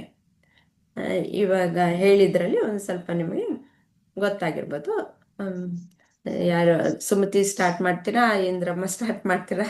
ಸುಮತಿ ಹೇಳಿ, ಪರವಾಗಿಲ್ಲ, ಹೇಳಿ. ನಿಮ್ಮ ಇದನ್ನ ಅನಿಸಿಕೆ ನೀವು ಹಂಚ್ಕೊಳ್ಳಿ, ಆಮೇಲೆ ಹೇಳ್ತಾರೆ ಅವರು, ಅದನ್ನ ಕೇಳಿಸ್ಕೊಳ್ಳಿ. ನಿಮ್ಗೆ ಸಂಶಯ ಇದ್ರೆ ಕೇಳಿ, ಎಲ್ಲ ಚರ್ಚೆ ಮಾಡೋಣ. ನಾನು ಒಂದಷ್ಟು ಹೇಳ್ತೀನಿ ಅಲ್ವಾ? ನಾ ಹೇಳ್ಬಿಡ್ತೀನಿ ಮೇಡಮ್, ಹೇಳ್ಬಿಡ್ತೀನಿ ಮೇಡಮ್. ಹೇಳಿ. ಅಂದ್ರೆ ತಮ್ಮ ನಿಗದಿತ ಕರ್ತವ್ಯಗಳನ್ನು ನಿರ್ವಹಿಸುವ ಮೂಲಕ ರಾಜ ಜನಕ ಮತ್ತು ಇತರರು ಪರಿಪೂರ್ಣತೆಯನ್ನು ಪಡೆದರು. ಇಲ್ಲಿ ಅಂದ್ರೆ ಮೇಡಮ್, ಯಾವುದೇ ಕರ್ತವ್ಯಗಳನ್ನು ನಾವು ಮಾಡ್ಬೇಕಾದ್ರೆ ಒಂದು ಮಾರ್ಗದರ್ಶಕರಾಗೆ ನಾವು ಮಾಡ್ಬೇಕಾಗ್ತದೆ. ರಾಜ ಜನಕ ಮಹಾ ತ್ಯಾಗಿ, ಮಹಾಜ್ಞಾನಿ, ಮಹಾ ಸರ್ವಜ್ಞ ಅಂತಾನು ಹೇಳ್ಬಹುದು. ಆ ರಾಜ ಜನಕನ ಹತ್ರ ವ್ಯಾಸರಾಯರ ಮಗನಾದಂತ ಯಾರು ಶುಕ ಮುನಿಗಳನ್ನ ಕಳಿಸ್ತಾರ ಅವರು, ಅಲ್ಲಿಗೆ ನೀನು ಅದನ್ನ ಜ್ಞಾನವನ್ನ ಪಡಿ ಅವ್ರ ಹತ್ರ ಅಂತ ಹೇಳಿ. ಅಂತ ರಾಜ ಅಂತ ರಾಜನ ಒಂದು ಆದರ್ಶವನ್ನ ಆಗಿನ ಒಂದು ಇದ್ರೊಳಗೆ ಇಟ್ಕೊಳ್ತಾ ಇದ್ರು. ಇನ್ನ ನಮ್ಮ ಪ್ರಾಪಂಚಿಕವಾಗಿ ನಮ್ಮ ಗುರುಗಳನ್ನೇ ಆಗ್ಲಿ, ಮಕ್ಕಳಿಗೆ ತಂದೆ ತಾಯಿಗಳೇ ಒಂದು ಆದರ್ಶ ಆಗಿರ್ಬೋದು. ಅವರ ಕರ್ತವ್ಯಗಳನ್ನ ನಿರ್ವಹಿಸುವಲ್ಲಿ, ಅಥವಾ ಉಪಾಧ್ಯಾಯರಾಗಿರ್ಬೋದು, ಲೆಕ್ಚರ್ಸ್ ಆಗಿರ್ಬೋದು, ಒಬ್ಬೊಬ್ಬರು ಫಾಲೋಯರ್ಸ್ ಇರ್ತಾರೆ, ಒಂದು ಮಾದರಿಯಾಗಿ ಕೆಲಸ ಮಾಡ್ತಾ ಇರ್ತಾರೆ. ಅವ್ರ ಕರ್ತವ್ಯಗಳನ್ನ ನಿರ್ವಹಿಸುವ ಮೂಲಕ ಅದನ್ನೆಲ್ಲ ಫಾಲೋ ಮಾಡ್ತಾ ಇರ್ತಾರೆ. ಫಾಲೋ ಮಾಡ್ಕೊಂಡು ಒಟ್ಟಿಗೆ ಏನಪ್ಪಾ ಅಂದ್ರೆ ಒಂದು ಪರಿಪೂರ್ಣತೆಯನ್ನ ಪಡೆದಿರ್ತಕ್ಕಂತಹ ವ್ಯಕ್ತಿಗಳನ್ನೇ ಆಗ್ಲಿ, ಗುರುಗಳನ್ನೇ ಆಗ್ಲಿ, ಒಂದು ಪ್ರಕೃತಿಯನ್ನೇ ಆಗಲಿ, ಅಥವಾ ತಂದೆ ತಾಯಿಗಳು ಎಲ್ಲರನ್ನೂ ಕೂಡ ಫಾಲೋ ಮಾಡ್ತಕ್ಕಂತ ಒಂದು ಇದನ್ನ ಅಂದ್ರೆ ಫಾಲೋವರ್ಸ್ ತುಂಬಾ ಫಾಲೋ ಮಾಡ್ತಾ ಇರ್ತಾರೆ. ಹಾಗೆ ಈ ರಾಜ ಜನಕ ಮಹಾರಾಜಂತ ಅಂತ ಮಹಾನ್ ಜ್ಞಾನಿ ಯಾರು ಇರ್ಲಿಕ್ಕಿಲ್ಲ. ಆತ ಪೂರ್ಣ ಪರಿಪೂರ್ಣತೆಯನ್ನ ಪಡೆದಿದ್ದಾನೆ. ಆತ ತನ್ನ ರಾಜ್ಯಕ್ಕೋಸ್ಕರ, ತನ್ನ ಪ್ರಜೆಗಳಿಗೋಸ್ಕರ, ಒಂದು ಎಲ್ಲ ಒಳಿತಿಗಾಗಿ ತಾನು ಮಾದರಿಯಾಗಿ ಕರ್ತವ್ಯನ ನಿರ್ವಹಿಸ್ತಾ ಇರ್ತಾನೆ. ಅಂತ ಮಹಾರಾಜನ ಒಂದು ಇದನ್ನ ನೀನು ನಿನ್ನ ಕರ್ತವ್ಯಗಳನ್ನು ನಿರ್ವಹಿಸು ಅಂತ ಇಲ್ಲಿ ಪರಮಾತ್ಮನೇ ಹೇಳ್ತಾ ಇದ್ದಾನೆ. ಹಾಗಾಗಿ ನಾವು ಪ್ರಾಪಂಚಿಕವಾಗಿ ತೆಗೆದುಕೊಂಡ್ರೆ ಒಂದು ಮನೆಯಲ್ಲಿ ಆದರ್ಶವಾಗಿ ತಂದೆ ತಾಯಿಗಳೇ ಈಗಿನ ಕಾಲದಲ್ಲಿ ಮೊಬೈಲ್ ಇಟ್ಕೊಂಡು ಕೂತ್ಕೊಂಡ್ರೆ ಮಗುನು ಇನ್ನೊಂದ್ ಕಡೆ ಮೊಬೈಲ್ ಇಟ್ಕೊಂಡು ಕೂತ್ಕೊಳ್ತದೆ. ಅಥವಾ ತಂದೆ ಬೈ ಚಾನ್ಸ್ ಏನಾದ್ರೂ ಸಿಗರೇಟ್ ಸೇದುವಂತ ಒಂದು ಹವ್ಯಾಸ ಇಟ್ಕೊಂಡಿದ್ರೆ ಮಗನಾದವನು ಕೂಡ ಅದನ್ನ ಫಾಲೋ ಮಾಡೋವಂತ ಒಂದು ಕೆಟ್ಟ ಹವ್ಯಾಸಕ್ಕೆ ಒಳಗಾಗ್ತಾನೆ. ತಾಯಿ ಆದವಳು ಕೂಡ ತನ್ನ ಯಾವುದೇ ಒಂದು ಸಂಸ್ಕಾರ ತಾಯಿಯಿಂದನೇ ಬರ್ತದೆ. ಅದರಿಂದ ತಾನು ಕಲ್ತುಕೊಂಡಾಗ ಅದನ್ನ ಫಾಲೋ ಮಾಡ್ತಾರೆ ಮಕ್ಕಳೇ ಆಗ್ಲಿ. ಪೂಜೆ ಪುನಸ್ಕಾರಗಳಾಗಿರ್ಬೋದು ಅಥವಾ ಹಬ್ಬ ಹರಿದಿನಗಳ ಆಚರಣೆ ಆಗಿರ್ಬೋದು, ಇದನ್ನೆಲ್ಲ ಅವರು ಅನುಸರಿಸ್ತಾರೆ. ಹಾಗೆ ಇಲ್ಲಿ ಪ್ರತಿಯೊಂದಕ್ಕೂ ಒಂದು ಮಾದರಿ ಇರ್ತದೆ. ಆ ಮಾದರಿಯ ವ್ಯಕ್ತಿಯನ್ನ ನಾವು ಫಾಲೋ ಮಾಡ್ತೀವಿ. ಅದೇ ರೀತಿ ಇಲ್ಲಿ ಕೃಷ್ಣ ಹೇಳ್ತಾ ಇದ್ದಾನೆ, ರಾಜ ಜನಕನ ಒಂದು ಇದನ್ನ ನೀನ್ ಫಾಲೋ ಮಾಡು. ಅವ್ರು ಹೇಗೆ ಇದನ್ನ ಪಡೆದಿದ್ರು. ಸಾರಿ ಹೋಯ್ತು ಇದು. ಇಲ್ಲ, ಕೇಳಿಸ್ತಾ ಇದೆ, ಹೇಳಿ. ತಮ್ಮ ಕರ್ತವ್ಯಗಳನ್ನ ನಿರ್ವಹಿಸುವ ಮೂಲಕ ರಾಜ ಹೇಗೆ ಪರಿಪೂರ್ಣತೆಯನ್ನ ಪಡೆದ್ರು ಅನ್ನೋದನ್ನ ನೀನು ತಿಳ್ಕೊ. ಹಾಗೆ ಪ್ರಪಂಚದ ಒಳಿತಿಗಾಗಿ ನೀನು ಒಂದು ಮಾದರಿಯಾಗಲು ನಿನ್ನ ಕರ್ತವ್ಯಗಳನ್ನ ನಿರ್ವಹಿಸು. ನೀನು ಮಾದರಿಯಾಗು. ನೀನು ಕ್ಷತ್ರಿಯ ಅನ್ನೋದನ್ನ ಇಟ್ಕೊ. ನಿನ್ ಕರ್ತವ್ಯ ಏನು? ಯುದ್ಧ ಮಾಡೋದು. ಯುದ್ಧ ಮಾಡ್ತಕ್ಕಂತ ಒಂದು ಇದನ್ನ ನೀನು ಮನಸ್ಸಲ್ಲಿ ಇಟ್ಕೊಂಡು ಇದೇ ಒಂದು ಪ್ರಪಂಚದ ಅಥವಾ ಈಗ ಸಂದರ್ಭಕ್ಕೆ ಸರಿಯಾಗಿ ಒಳಿತನ್ನ ಮಾಡುವ ಒಂದು ದೃಷ್ಟಿಯನ್ನು ಇಟ್ಕೊಂಡು ನೀನು ನಿನ್ನ ಕರ್ತವ್ಯವನ್ನ ಮಾಡು ಅಂತ ಹೇಳ್ಬಿಟ್ಟು ಇಲ್ಲಿ ಕೃಷ್ಣ ಹೇಳ್ತಾ ಇದ್ದಾರೆ. ಮತ್ತೆ ಇದು ಸ್ವಲ್ಪ ಸಣ್ಣ ಆಯ್ತು ಮೇಡಮ್ ನನ್ಗೆ. ನಿನ್ನ ನಿಗದಿತ ಕರ್ತವ್ಯ ದೊಡ್ಡದು ಸಾಕು ಅಂದ್ರೆ ಕಾಣಿಸ್ತಾ ಇದೆಯಾ ಈಗ? ಈಗ ಕಾಣಿಸ್ತಾ ಇದೆ. ನಿಮ್ಮ ನಿಗದಿತ ಒಂದು ಕರ್ತವ್ಯಗಳನ್ನ ಮಾಡು ಅಂತೇಳಿ ಇಲ್ಲಿ ಕೃಷ್ಣ ಹೇಳ್ತಾ ಇದ್ದಾನೆ. ಅಂದ್ರೆ ನೀನು ಯುದ್ಧರಂಗಕ್ಕೆ ಬಂದ್ಬಿಟ್ಟಿದೀಯಾ, ನಿನಗೆ ಆತ್ಮಜ್ಞಾನ ಇದೆ, ಅದನ್ನೆಲ್ಲವನ್ನು ನೀನು ನಿರ್ವಹಿಸು ಅಂತೇಳಿ ಒಟ್ಟಿಗೆ ನಿನ್ ಕರ್ತವ್ಯನ ನೀನ್ ಮಾಡು, ನೀನ್ ಮಾದರಿಯಾಗು. ನಿನ್ನ ಒಂದು ಇದನ್ನ ಮಾದರಿಯಾಗಿ ಮಾಡಿ ನಿನ್ನ ಕರ್ತವ್ಯನ ಮಾಡು ಅಂತೇಳಿ ಪರಮಾತ್ಮ ಇಲ್ಲಿ ಹೇಳ್ತಾ ಇದ್ದಾರೆ. ಅದೇ ಪ್ರಾಪಂಚಿಕವಾಗಿ ನಾವು ತೆಗೆದುಕೊಂಡ್ರೆ ನಮ್ಮ ಕರ್ತವ್ಯಗಳನ್ನು ಕೂಡ ಒಂದು ಪರಿಪೂರ್ಣತೆಯಿಂದ ಮಾದರಿಯಾಗಿ ಮಾಡ್ಬೇಕಾಗ್ತದೆ. ಯಾವುದೇ ಒಂದು ಇದನ್ನ ದೋಷ ಇಲ್ದಲೆ ಜೀವನವನ್ನ ನಿರ್ವಹಣೆ ಮಾಡಿದ್ರೆ ಎಲ್ಲರಿಗೂ ಮಾದರಿಯಾಗಿ ಜೀವನವನ್ನ ಮಾಡಬಹುದು, ಆದರ್ಶವಾಗಿ ಇರಬಹುದು ಅಂತ ನನ್ನ ಅನಿಸಿಕೆ. ಚೆನ್ನಾಗಿ ಹೇಳಿದ್ರ ಇಂದ್ರಮ್ಮಜಿ. ಸುಮತಿ ಶೇರ್ ಮಾಡ್ಕೊಳ್ಳಿ. ಹೌದು, ಎಲ್ಲ ಕವರ್ ಮಾಡಿ ಎಲ್ಲ ಹೇಳಿದ್ರೆ ಇನ್ನೇನು ಇಲ್ಲ. ತುಂಬಾ ಚೆನ್ನಾಗಿ ಹೇಳಿದ್ದೀರಾ. ತುಂಬಾ ಆಪ್ಟ್ ಆಗಿ, ತುಂಬಾ ಕ್ಲಿಯರ್ ಆಗಿ ಹೇಳಿದ್ರು. ಅದೇ ಕೃಷ್ಣ ಜನಕ ಮಹಾರಾಜನ್ ಬಗ್ಗೆ ಅಷ್ಟೊಂದು ಗೊತ್ತಿಲ್ಲ ನಂಗೆ. ಅವ್ರು ಯಾವ ತರಹ ಒಂದು ನಿರ್ವಹಣೆ ಮಾಡಿದ್ರು ತಮ್ಮ ರಾಜ್ಯಭಾರವನ್ನ ಅಂತ. ಆದ್ರೆ ಅಲ್ಲಿ ಇಲ್ಲಿ ಕೇಳಿದೀನಿ ಅಷ್ಟೇ. ಅವರೊಬ್ರು ಅಂದ್ರೆ ಅವ್ರ ಅರಮನೆಗೇನೋ ಬೆಂಕಿ ಬಿತ್ತು ಅಂತ ಒಂಚೂರು ನೆನಪಾಗ್ತಾ ಇದೆ ಅಲ್ವಾ ಮೇಡಮ್? ಅದು ಆಮೇಲೆ ಅವರು ಚಪ್ಪಲಿ ಏನೋ ಬಿಟ್ಟಿರ್ತಾರೆ ಅಂತ ಏನೋ ಒಂದಿದೆ, ಅದು ನೆನಪಾಗ್ತಾ ಇಲ್ಲ. ಬಟ್ ಅಂತ ಮಹಾರಾಜರು ಎಲ್ಲಿ ಇರ್ಬೇಕು? ಈಗ ನಮ್ಮಲ್ಲಿ ರಾಜಕೀಯವಾಗಿ ತೆಗೆದುಕೊಂಡ್ರೆ ಯಾರನ್ನ ಆದರ್ಶ ತೆಗೆದುಕೋಬಹುದು? ನಮ್ಮ ಇದ್ರೊಳಗೆ ಆಗ್ಲಿ ನಾವು ಅಂತ ಆದರ್ಶ ಪುರುಷರು ನಮ್ಗೆ ಅಲ್ಲೊಬ್ರು ಇಲ್ಲೊಬ್ರು ಸಿಗ್ತಾರೆ. ನಮ್ದು ಸನಾತನ ಧರ್ಮದಲ್ಲಿ ಎಷ್ಟು ಇವರು ಸಿಗ್ತಾರೆ. ಅವ್ರನ್ನ ಫಾಲೋ ಮಾಡ್ಕೊಂಡ್ ಬಂದ್ರೆ ಸಾಕು. ನಮ್ಮಂತ ಅಲ್ಪಜ್ಞಾನಿಗಳು ಅಲ್ಲ, ಜ್ಞಾನಿಗಳೇ ಅಲ್ಲ, ಅವ್ರನ್ನ ಅನುಸರಿಸ್ಕೊಂಡ್ ಬಂದ್ರು ಸಾಕಾಗ್ತದೆ. ಮೋದಿ ಅಂತಹ ಒಬ್ಬ ಆದರ್ಶ ಪುರುಷರು ಅಂತಾನೆ ಹೇಳ್ಬೋದು, ಆದಂತ ರಾಜಕಾರಣಿಗಳಾಗಿರ್ಬೋದು. ಆದ್ರೆ ಅವರವರ ಸ್ಥಾನಗಳನ್ನ ಅವರವರ ಆದರ್ಶವಾಗಿ ನಡೆಸ್ಕೊಂಡು ಹೋದ್ರೆ ಫಾಲೋಯರ್ಸ್ ಕೂಡ ಆಟೋಮೆಟಿಕ್ ಆಗಿ ಹಾಗೆ ಆಗ್ತಾರೆ ಅನ್ನೋ ಒಂದು ಅಭಿಪ್ರಾಯ. ಅದೇ ಬೆಂಕಿ ಬಿದ್ದಿದ್ದು ಅಂತಂದ್ರೆ ಇವಾಗ ಹಾ ಅರಮನೆಗೆ ಬೆಂಕಿ ಬಿತ್ತು ಅಂತಂದ್ಬಿಟ್ಟು ಹೌದು ಹೌದು. ಎಲ್ಲರೂ ಗಾಬರಿ ಆಗೋದು ಸಹಜ ಅಲ್ವಾ? ಬೆಂಕಿ ಬಿತ್ತು ಹ್ಮ್ ಅಂತಂದ್ರೆ. ಆದ್ರೆ ಒಂಚೂರು ವಿಚಲಿತ ಆಗ್ಲಿಲ್ವಂತೆ ಅಂತ ಸಮಯದಲ್ಲೂ ಸಹ. ಒಂಚೂರು ವಿಚಲಿತವಾಗದೆ ಹ್ಮ್ ಎಲ್ಲದಕ್ಕೂ ಏನೇನ್ ಮಾಡ್ಬೇಕು ಹ್ಮ್ ಅದಕ್ಕೆ ಅಡ್ರೆಸ್ ಎಲ್ಲ ಕೊಟ್ರು. ಹ್ಮ್ ರಾಜ ಜನಕ ಅಂತಂದ್ರೆ ಸೀತೆ ಅಪ್ಪ ಅಂತ ಗೊತ್ತಿಲ್ಲ. ಅದ್ರಲ್ಲಿ ಹ್ಮ್ ಸಾಕಷ್ಟು ವಿವಾದಗಳಿದೆ, ಯಾವ ಜನಕ ಅನ್ನೋದು ಗೊತ್ತಿಲ್ಲ. ಆದ್ರೆ ಈ ಹ್ಮ್ ನಾವು ಆಧ್ಯಾತ್ಮದಲ್ಲಿ ಮ್, ರಾಜ ಜನಕ ಅಂತ ತೆಗೆದುಕೊಳ್ಳೋದು ಅವ್ರ ಆತ್ಮಜ್ಞಾನಿಗಳು, ಹ್ಮ್ ಹ್ಮ್ ರಾಜರ್ಷಿಗಳು. ಹೌದು. ಯಾವ ಜನಕನಾದ್ರೂ ಆಗ್ಲಿ ನಮ್ಗೇನು ಬೇಕಾಗಿಲ್ಲ ಅದು ಅಲ್ವಾ? ಹ್ಮ್ ವಿಷಯ ಹ್ಮ್ ಮಾತ್ರ ನಮ್ಗೆ ಬೇಕಾಗಿರೋದು. ಹ್ಮ್ ಹಾಗೆ ಒಂದು ಅರಮನೆಗೆ ಬೆಂಕಿ ಬಿದ್ರು ಸಹ ಮಾಡ ಹ್ಮ್ ಕೆಲ್ಸಗಳನ್ನ ಮಾತ್ರ ಮಾಡಿದ್ರು. ಅವ್ರು ಒಂದು ಹ್ಮ್ ಚೂರು ವಿಚಲಿತ ಆಗ್ಲಿಲ್ಲ ಆಗ್ಲಿಲ್ಲ. ಅಂತಂದ್ರೆ ಹ್ಮ್ ಯಾವ ಹಂತಕ್ಕೆ ತಲುಪಿದ್ರು ಅಂತಂದ್ಬಿಟ್ಟು ಅಲ್ವಾ? ಹೌದು. ಆಗತ್ತೆ, ಎಲ್ಲಾನು ಇಂಥವು ಆಗತ್ತೆ ಸಹಜವಾಗಿ. ಆ, ಪ್ರಕೃತಿಯಲ್ಲಿ ಏನೇನು ಆಗುತ್ತೋ ಅದೆಲ್ಲ ಆಗುತ್ತೆ. ಅಥವಾ ಬೇರೆಯವರು ಹೊಟ್ಟೆ ಕಿಚ್ಚಿಗೆ ಇಟ್ಟಿರಬಹುದು, ಅದಕ್ಕೆ ಹ್ಮ್ ತಕ್ಕನಾದ್ ಮಾಡ್ಬೇಕು. ಹಾಗಂದ್ಬಿಟ್ಟು ತಲೆ ಮೇಲೆ ಕೈ ಇಟ್ಕೊಂಡು ಕೂತ್ಕೊಂಡ್ರೆ ನಡೆಯುತ್ತಾ? ಇಲ್ಲ. ಅದಕ್ಕೆ ಏನು ಹ್ಮ್ ವ್ಯವಸ್ಥೆಯನ್ನ ಮಾಡ್ಬೇಕು. ಯಾವಾಗ ಮನಸ್ಸು ಸಮತ್ವದಲ್ಲಿರುತ್ತೋ ತಕ್ಷಣ ಅಲ್ಲಿ ಏನ್ ಮಾಡ್ಬೇಕು ಅನ್ನೋದು ಹೊಳೆಯುತ್ತೆ. ಇಲ್ಲ ಹ್ಮ್ ವಿಚಲಿತ ಆದಾಗ ಏನ್ ಮಾಡ್ಬೇಕು ಅನ್ನೋದು ಗೊತ್ತಾಗಲ್ಲ. ಅಂತದ್ದು ನಾವು ದಿನನಿತ್ಯದಲ್ಲಿ ತೊಳಲಾಡೋರನ್ನ ನಾವು ನೋಡ್ತೀವಿ ಅಲ್ವಾ? ಹ್ಮ್ ಸುಮ್ನೆ ಅವರು ಅಂತ ಕೂತ್ಕೊಳ್ತಾರೆ, ಅವ್ರಿಗೆ ಏನ್ ಮಾಡ್ಬೇಕು ಅನ್ನೋದು ಮಾಡಲ್ಲ. ಹೌದು.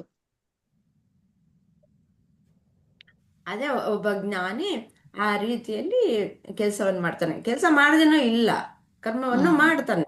ಅವ್ನು ಏನ್ ಮಾಡ್ಬೇಕು, ವ್ಯವಸ್ಥೆ ಮಾಡ್ಬೇಕು, ಎಲ್ಲ ಏರ್ಪಾಟನ್ನು ಮಾಡ್ತಾನೆ. ಅದು ಬೆಂಕಿ ಬಿದ್ದಿದ್ದು ಇದು. ಸುಮತಿ, ನಿಮ್ಮ ಅನಿಸಿಕೆ ಶೇರ್ ಮಾಡ್ಕೊಳ್ಳಿ.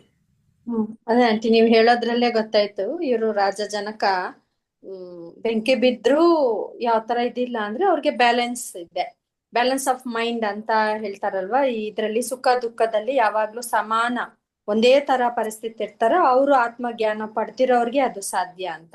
ಸೊ ಅಂತ ಒಂದ್ ಇದು ಬಂದಾಗ್ಲೂ, ವಿಪತ್ತಿ ಬಂದಾಗ್ಲೂ ಅವ್ರು ಆತರ ಇದ್ರು ಅಂದ್ರೆ ಅವ್ರು ಖಂಡಿತ ಅವ್ರಿಗೆ ಆತ್ಮಜ್ಞಾನ ಪಡ್ದಿರೋರು. ಬಟ್ ಕರ್ಮಯೋಗದಲ್ಲಿ ಆ ಮಾರ್ಗವನ್ನು ಅವ್ರ ರಾಜ ಆದ್ರಿಂದ ಅವ್ರ ಕರ್ಮಯೋಗ ಮಾಡ್ಕೊಂಡು ಅವ್ರದ್ದೇನ್ ಡ್ಯೂಟಿ ಇದು ಅವ್ರ ಆಬ್ಲಿಗೇಟ್ ಅದನ್ನು ಮಾಡ್ಕೊಂಡು ಬಂದಿದ್ದಾರೆ. ಬಟ್ ಜೊತೆಗೆ ಇದನ್ನು ಆತ್ಮಜ್ಞಾನನೂ ಬಂದಿದೆ. ಅದಕ್ಕೆ ಅಲ್ವಾ ಮಹಾಲಕ್ಷ್ಮಿ, ಸೀತೆ ಅಂದ್ರೆ ಮಹಾಲಕ್ಷ್ಮಿ, ವಿಷ್ಣು ಮಹಾಲಕ್ಷ್ಮಿ ಅಂತವ್ರಿಗೆ ಸಿಗ್ಬೇಕು ಅಂದ್ರೆ ಅವ್ರು ವಿಶೇಷತೆ ಏನೋ ಇದ್ರೆ ಅಲ್ವಾ? ದೇವತೆಗಳನ್ನು ಇನ್ನೊಬ್ರೇ ಹತ್ರ ಬರ್ಬೇಕು ಅಂದ್ರೆ ಅದು ಕಾರಣ ಏನೋ ಒಂದು ವಿಶೇಷತೆ ಇದ್ರೇನೆ ಅಲ್ವಾ? ಜನಕಗೆ ಏನಕ್ ಸಿಗ್ಬೇಕಿತ್ತು ಸೀತೆ? ಅವ್ರನ್ನೇ ಏಕ ಆರಿಸ್ಕೊಂಡಿತ್ತು. ರಾಮ ಏನಕ್ಕೆ ಅದೇ ಇರ್ಬೋದು. ಇಲ್ಲಿ ಕೃಷ್ಣ ಬಂದ್ಬಿಟ್ಟು ಅರ್ಜುನನ್ಗೆ ಸೈಕಾಲಜಿಕಲ್ಲು ಮತ್ತೆ ಇಂಟೆಲೆಕ್ಚುಯಲ್ ಎರಡು ರೀತಿನಲ್ಲಿ ಅರ್ಥ ಮಾಡ್ಕೊಂಡು ಯಾವ ತರನಾರು ಇವಂಗೆ ಹೇಳ್ಬೇಕು, ಬುದ್ಧಿವಾದ ಹೇಳ್ಬೇಕು. ನೀನ್ ಎಮೋಷನಲ್ ಆಗೋದ್ರಲ್ಲಿ ಏನು ಅರ್ಥ ಇಲ್ಲ, ನೀನು ಹೌದು ಕರ್ಮ ಮಾರ್ಗ, ನೀನು ಯೋಧ, ನೀನು ಯುದ್ಧ ಮಾಡ್ಲೇಬೇಕಾಗಿದೆ. ಯಾರಿದ್ರು ಅವರು ಅಧರ್ಮ ಕಡೆ ತಗೊಂಡಾಗ ನೀನ್ ಧರ್ಮ ಯುದ್ಧ ಮಾಡ್ಬೇಕಾಗಿದೆ. ನೀನು ಯಾರನ್ನ ಐಡಲ್ ಆಗಿ ನೋಡಿದ್ಯಾ, ಜನಕ ಮಹಾರಾಜರೇ ಆಗ್ಲಿ, ಇನ್ನೊಬ್ರು ಏನೇನೋ ಹೆಸರುಗಳು ಇದೆ, ಅವ್ರೆಲ್ಲಾನು ಮಾಡಿದ್ದು ಅದೇ. ನೀನ್ ಅವರೇ ಅಲ್ವಾ ನಿನ್ ಗದ್ದ ಐಡಲ್ಲು. ಇವಾಗ ನಾವ್ ಇಷ್ಟೊತ್ತು ಡಿಸ್ಕಸ್ ಮಾಡಿದ್ದು ಜನಕರ ಮಹಾರಾಜರ ಬಗ್ಗೆ ಅವ್ರಿಗೆ ಗೊತ್ತೇ ಇದೆ ಅಲ್ವಾ, ಅರ್ಜುನನ್ಗೆ ಎಲ್ಲ. ಅದು ಅವ್ರ ತರ ನೀನು ಆಗ್ಬೇಕು. ನೀನ್ ಅವ್ರನ್ನೇ ಅಲ್ವಾ ಫಾಲೋ ಮಾಡೋದು, ಅವ್ರಗಳನ್ನೇ ನೀನ್ ಫಾಲೋ ಮಾಡೋದು, ಅವ್ರ ಐಡಲ್ಸ್ನೇ ನೀನ್ ಇಟ್ಕೊಂಡಿರೋದು. ಅವರೆಲ್ಲ ಯಾವ ತರ ಆ ತರ ಆತ್ಮಜ್ಞಾನ ಪಡೆದವರು ಅಂದ್ರೆ ಈ ತರನೇ ಎಲ್ಲ ಅವ್ರ ಕರ್ತವ್ಯಕ್ಕೆ, ಅವ್ರ ಮೋಸ್ಟ್ ಇಂಪಾರ್ಟೆಂಟು ಅವ್ರ ಕರ್ತವ್ಯಕ್ಕೆ ಇಂಪಾರ್ಟೆನ್ಸ್ ಕೊಟ್ಟು ಬಂದಿದ್ರಿಂದ ಅವ್ರಿಗೆ ಅದೆಲ್ಲ ಸಾಧ್ಯವಾಯ್ತು. ಕರ್ಮ ಮಾರ್ಗದಲ್ಲಿ ನೀನು ಅದೇ ತರ ಮಾಡ್ಬೇಕು ಅಂತ ಎತ್ತಿ ಒತ್ತಿ ಹೇಳೋಂತ ಇದು ಶ್ಲೋಕ ಅಂತ ಇದೆ. ನೀನು ನಿನ್ಗೋಸ್ಕರ ಇನ್ನೂ ಒಂದು, ನಿನ್ಗೋಸ್ಕರ ಅಲ್ದೆ ಹೋದ್ರು ನೀನು ಜನತ ಹಿತವಾಗಿ ಮಾಡ್ಬೇಕು. ಎಲ್ಲಾರು ವೆಲ್ಫೇರ್ ಒಂದು ಯಾವಾಗ್ಲೂನು ಯಾರು ನಮ್ಮನ್ನ ಆಳ್ವೆ ಮಾಡ್ತಾರೋ, ಈ ಕಾಲಕ್ಕೆ ಪೊಲಿಟಿಷಿಯನ್ಸ್ ಅಂತೀವಿ, ಆ ಕಾಲದಲ್ಲಿ ರಾಜ ಮಹಾರಾಜರು ಅವ್ರದ್ದು ಮೇನ್ ಅವ್ರ ಸ್ವಂತಕ್ಕಿಂತ ಎಲ್ಲರೂ ಜನದ್ದು ಹಿತ ನೋಡ್ಬೇಕು, ವೆಲ್ಫೇರ್ ಜನಕ್ಕೆ ಏನು ಒಳ್ಳೇದಾಗತ್ತೆ ಅದನ್ನೇ ಇಂಪಾರ್ಟೆನ್ಸ್ ಕೊಡ್ಬೇಕು ಅನ್ನೋದು ಒಂದು ಮಹಾರಾಜಂದು ಪರಮ ಕರ್ತವ್ಯ ಅದು. ಸೊ ಅದಕ್ಕಾರು ನೀನ್ ಮಾಡ್ಬೇಕು. ಜನ ನಾಳೆ ದಿನ ಚೆನ್ನಾಗಿರ್ಬೇಕು ಅಂದ್ರೆ ಈ ತರ ಅವರು ಅಧರ್ಮ ಮಾರ್ಗ ಇಟ್ಟವ್ರಿಗಿಂತಾನು ಧರ್ಮ ಧರ್ಮದಲ್ಲಿ ಯೋಚನೆ ಮಾಡೋರು, ಒಳ್ಳೇದು ಯೋಚನೆ ಮಾಡೋರು ಮಹಾರಾಜರಾಗ್ಬೇಕು ಅಂದ್ರೆ ಅವ್ರನ್ನ ಸೋಲ್ಸ್ಲೇಬೇಕು, ನೀನ್ ಯುದ್ಧ ಮಾಡ್ಲೇಬೇಕು ಅನ್ನೋ ಒಂದು ಅರ್ಥ. ಹ್ಮ್ ಹಾಗೆ ಅವರು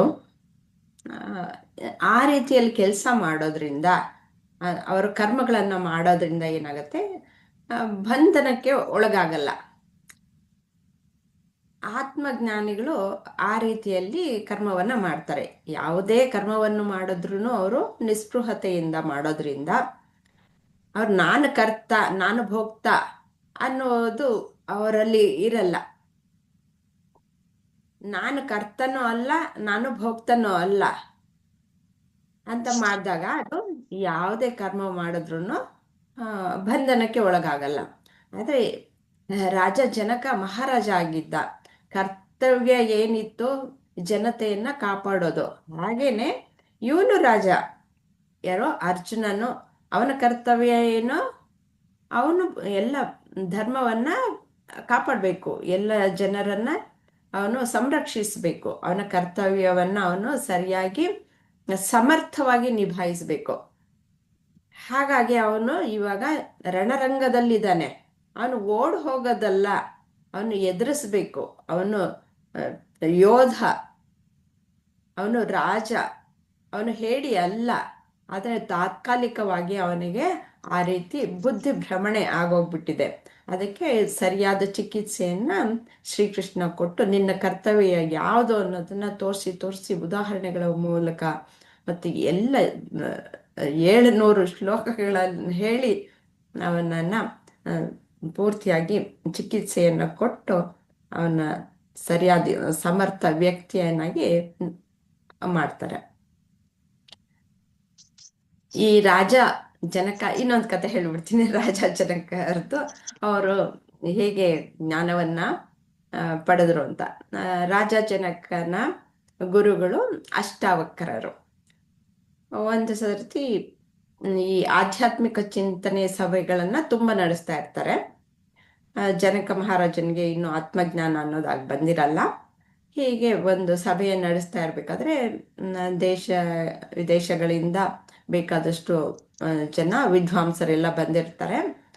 ಈ ಅಷ್ಟಾವಕ್ರರು ಬರ್ತಾರೆ. ಅಷ್ಟಾವಕ್ರರು ಅಂದ್ರೆ ಪಾಪ ಅವರು ಅಷ್ಟವಕ್ರ, ಅವರ ದೇಹ ಸರಿಯಾಗಿ ಇರಲ್ಲ. ಅವ್ರದ್ದು ಯಾವುದೋ ಶಾಪ, ಅಪ್ಪನಿಂದನೇ ಶಾಪ ಬಂದಿರುತ್ತೆ. ಹಾಗಾಗಿ ದೇಹ ವಿಕಾರವಾಗಿ ಇರುತ್ತೆ. ಆದ್ರೆ ಅವರು ಹುಟ್ಟುತ್ತಾನೆ ಆತ್ಮಜ್ಞಾನ, ಹೊಟ್ಟೆಲೆ ಆತ್ಮಜ್ಞಾನ ಅನ್ನೋದು ಬಂದ್ಬಿಟ್ಟಿರುತ್ತೆ. ಅವ್ರು ಬರ್ತಾರೆ, ಅವ್ರು ನೋಡ್ಬಿಟ್ಟು ಎಲ್ಲ ವಿದ್ವಾಂಸರು ನಗ್ತಾರೆ. ನಕ್ಕಾಡ್ದಾಗ ಇವ್ರು ಹೇಳ್ತಾರೆ, ಓಹ್ ಇವರು ಏನ್ ನೋಡ್ಬಿಟ್ಟು ಇವ್ರು ನಗ್ತಾ ಇದ್ದಾರೆ. ಅವರು ನಕ್ಬಿಡ್ತಾರೆ. ಯಾತಕ್ಕೆ ಅವ್ರು ನಕ್ಕಿದ್ ಸರಿ ನಿಮ್ಮನ್ನ ನೋಡ್ಬಿಟ್ಟು, ಆದ್ರೆ ನೀವ್ ಯಾತಕ್ ನಕ್ಕದ್ರಿ ಅಂತಂದ್ಬಿಟ್ಟು ರಾಜ ಜನಕರು ಕೇಳಿದಾಗ ಇವರೆಲ್ಲ ನನ್ನ ತೊಗಲನ್ನ ನೋಡ್ಬಿಟ್ಟು ನಗ್ತಾ ಇದ್ದಾರಲ್ಲ, ಅದಕ್ಕೆ ನಂಗೂ ನಗು ಬಂತು ಅಂತ ಹೇಳ್ತಾರೆ. ಅಂದ್ರೆ ಹೊರಗಿನ ಒಂದು ಅಪಿಯರೆನ್ಸ್ ನೋಡ್ಬಿಟ್ಟು ನಗ್ತಾ ಇದ್ದಾರೆ, ಆದ್ರೆ ಆತ್ಮನ ಜ್ಞಾನ ಅನ್ನೋದು ಇವ್ರಿಗೆ ಯಾರಿಗೂ ಇಲ್ಲ ಅಂತ ಬಿಟ್ಟು ಅಲ್ಲೇ ಹೇಳ್ದಾಗಾಯ್ತು. ಸರಿ, ತಕ್ಷಣನೇ ಈ ಜನಕ್ಕೆ ಓ ಇವರೇ ನನಗೆ ಗುರುಗಳಾಗ್ಬೇಕು, ಆತ್ಮಜ್ಞಾನವನ್ನ ತಿಳಿಸ್ಬೇಕು ಅಂತ, ಮಹಾಸ್ವಾಮಿ ನೀವು ನನ್ನ ಗುರುಗಳಾಗಿ, ನೀವ್ ಏನ್ ಕೇಳ್ತಿರೋ ಅದನ್ನ ನಾನು ಕೊಡ್ತೀನಿ ಅಂತಂದ್ಬಿಟ್ಟು ಹೇಳ್ತಾರೆ. ಹಾಗಾದ್ರೆ ನೋಡು, ಒಂದು ಕಂಡೀಷನ್ನು, ನೀನು ಮೊದಲು ನನಗೆ ಕೊಟ್ಬಿಡ್ಬೇಕು. ಯಾವಾಗಲೂ ಗುರುದಕ್ಷಿಣೆ ಆಮೇಲೆ ಕೊಡೋದು, ಆದರೆ ಇಲ್ಲ, ನನಗೆ ಮೊದಲು ಗುರುದಕ್ಷಿಣೆ ಕೊಟ್ಬಿಡ್ಬೇಕು, ಆಮೇಲೆ ನಿನಗೆ ಆತ್ಮಜ್ಞಾನ ಹೇಳ್ಕೊಡ್ತೀನಿ ಅಂತ. ಏನಾದ್ರೂ ಕೇಳಿ ಗುರುಗಳೇ ನಾನು ಕೊಡ್ತೀನಿ ಅಂತ. ಸರಿ, ಎಲ್ಲ ಒಂದೊಂದಾಗಿ ಕೇಳ್ಕೊಂಬರ್ತಾನೆ. ಅದು ಕೊಡು ಇದು ಕೊಡು ಅಂತಂದ್ಬಿಟ್ಟು ಆಯ್ತು ಅಂತ, ನಿನ್ನ ರಾಜ್ಯ ಕೊಡು ಅಂತ ಕೇಳ್ತಾನೆ. ರಾಜ್ಯ ಕೊಡ್ತೀನಿ ಅಂತ ಅಂತಾನೆ. ರಾಜ್ಯ ಕೊಡೋದಕ್ಕೆ ಅದನಿಂದ ಅಂತ ಕೇಳ್ತಾನೆ. ಇಲ್ಲ ಅಂತಂದ್ಬಿಟ್ಟು ಮತ್ತೆ ನನ್ನ ಅರಮನೆ ಕೊಟ್ಬಿಡ್ತೀನಿ ಅಂತ ಹೇಳಿದಾಗ ಅರಮನೆನಿಂದ ನಿಜವಾಗ್ಲೂ ಅಂತ ಕೇಳ್ತಾನೆ. ಇಲ್ಲ ಅಂತ ಅಂತಾನೆ. ಹಾಗಾದ್ರೆ ಎಲ್ಲಿ ಹೀಗೆ ಕೇಳ್ಕೊಂಡ್ ಬಂದಾಗ ಯಾವುದು ನಂದಲ್ಲ ಅಂತಂದ್ಬಿಟ್ಟು ಗೊತ್ತಾಗುತ್ತೆ ಅವನಿಗೆ. ಪ್ರತಿಯೊಂದು ನಂದಲ್ಲ, ಹಾಗಾದ್ರೆ ನಿಜವಾಗ್ಲೂ ನಾನು ಯಾರು ಅಂತಂದ್ಬಿಟ್ಟು ಅವನಿಗೆ ತಕ್ಷಣ, ಅಂದ್ರೆ ಅವನು ಅಷ್ಟು ಪರಿಪಕ್ವವಾಗಿಬಿಟ್ಟಿರ್ತಾನೆ. ಅಂದ್ರೆ ನಾನು ಅನ್ನೋದು ಯಾವುದೂ ಇಲ್ಲ. ಈ ದೇಶ ಆಗಲಿ ಯಾವುದೇ ಆಗಲಿ, ಈ ಒಂದು ಬಿಲಾಂಗಿಂಗ್ಸ್ ಅನ್ನೋದು ಏನಿದೆ ಅದು ಯಾವುದು ನಾನಲ್ಲ ಅಂತಾಯ್ತು. ಹಾಗೆ ನನ್ನ ದೇಹ ಮನಸ್ಸು ಬುದ್ಧಿಗಳು ಸಹ ಬಿಲಾಂಗಿಂಗ್ಸೇನೆ, ಅದು ಸಹ ನಾನಲ್ಲ ಅನ್ನೋದು ತಕ್ಷಣನೇ ಅರ್ಥ ಆಗ್ಬಿಟ್ಟು ಅವನಿಗೆ ಶ್ರವಣ ಮಾತ್ರೇನ ಮುಕ್ತಿ ಅಂತಂದ್ಬಿಟ್ಟು ತಕ್ಷಣವೇ ಇಮ್ಮಿಡಿಯೇಟ್ ಆಗಿ ಅವನಿಗೆ ಆತ್ಮಜ್ಞಾನ ಅನ್ನೋದು ಆ ಕ್ಷಣನೇ ಬಂದ್ಬಿಡ್ತು. ಹಾಗಾದ್ರೆ ನಾನು ಇದಕ್ಕೆಲ್ಲದಕ್ಕಿಂತ ಹೊರತಾಗಿದ್ದು, ನಾನು ಈ ದೇಹ ಮನಸ್ಸು ಬುದ್ಧಿಗಳಿಗಿಂತ ಹೊರತಾಗಿದ್ದು ಅಂತಂದ್ಬಿಟ್ಟು ಅವನಿಗೆ ಅಲ್ಲಿ ಆ ಕ್ಷಣ ಮಾತ್ರದಲ್ಲಿ ಮುಕ್ತಿ ಸಿಕ್ಬಿಡುತ್ತೆ. ಇದು ಅಷ್ಟಾವಕ್ರ ಮತ್ತು ಜನಕರ ಒಂದು ಜೀವನ್ಮುಕ್ತಿಯ ಒಂದು ಕತೆ. ಚೆನ್ನಾಗಿ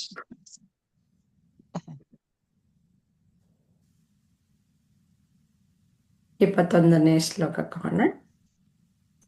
ಯದ್ಯದಾಚರತಿ ಶ್ರೇಷ್ಠಃ ತತ್ತದೇವೇತರೋ ಜನಃ ಸ ಯತ್ ಪ್ರಮಾಣಂ ಕುರುತೆ ಲೋಕಸ್ತದನುವರ್ತತೆ. ಮಹಾನುಭಾವರು ಮಾಡುವ ಯಾವುದೇ ಕಾರ್ಯವನ್ನು ಸಾಮಾನ್ಯ ಜನರು ಅನುಸರಿಸುತ್ತಾರೆ ಮತ್ತು ಅವರು ತಮ್ಮ ಕಾರ್ಯಗಳ ಮೂಲಕ ಯಾವ ಉನ್ನತವಾದ ಮಾನದಂಡಗಳನ್ನು ತೋರಿಸುತ್ತಾರೋ ಎಲ್ಲಾ ಪ್ರಪಂಚವು ಅದನ್ನು ಅನುಸರಿಸುತ್ತದೆ.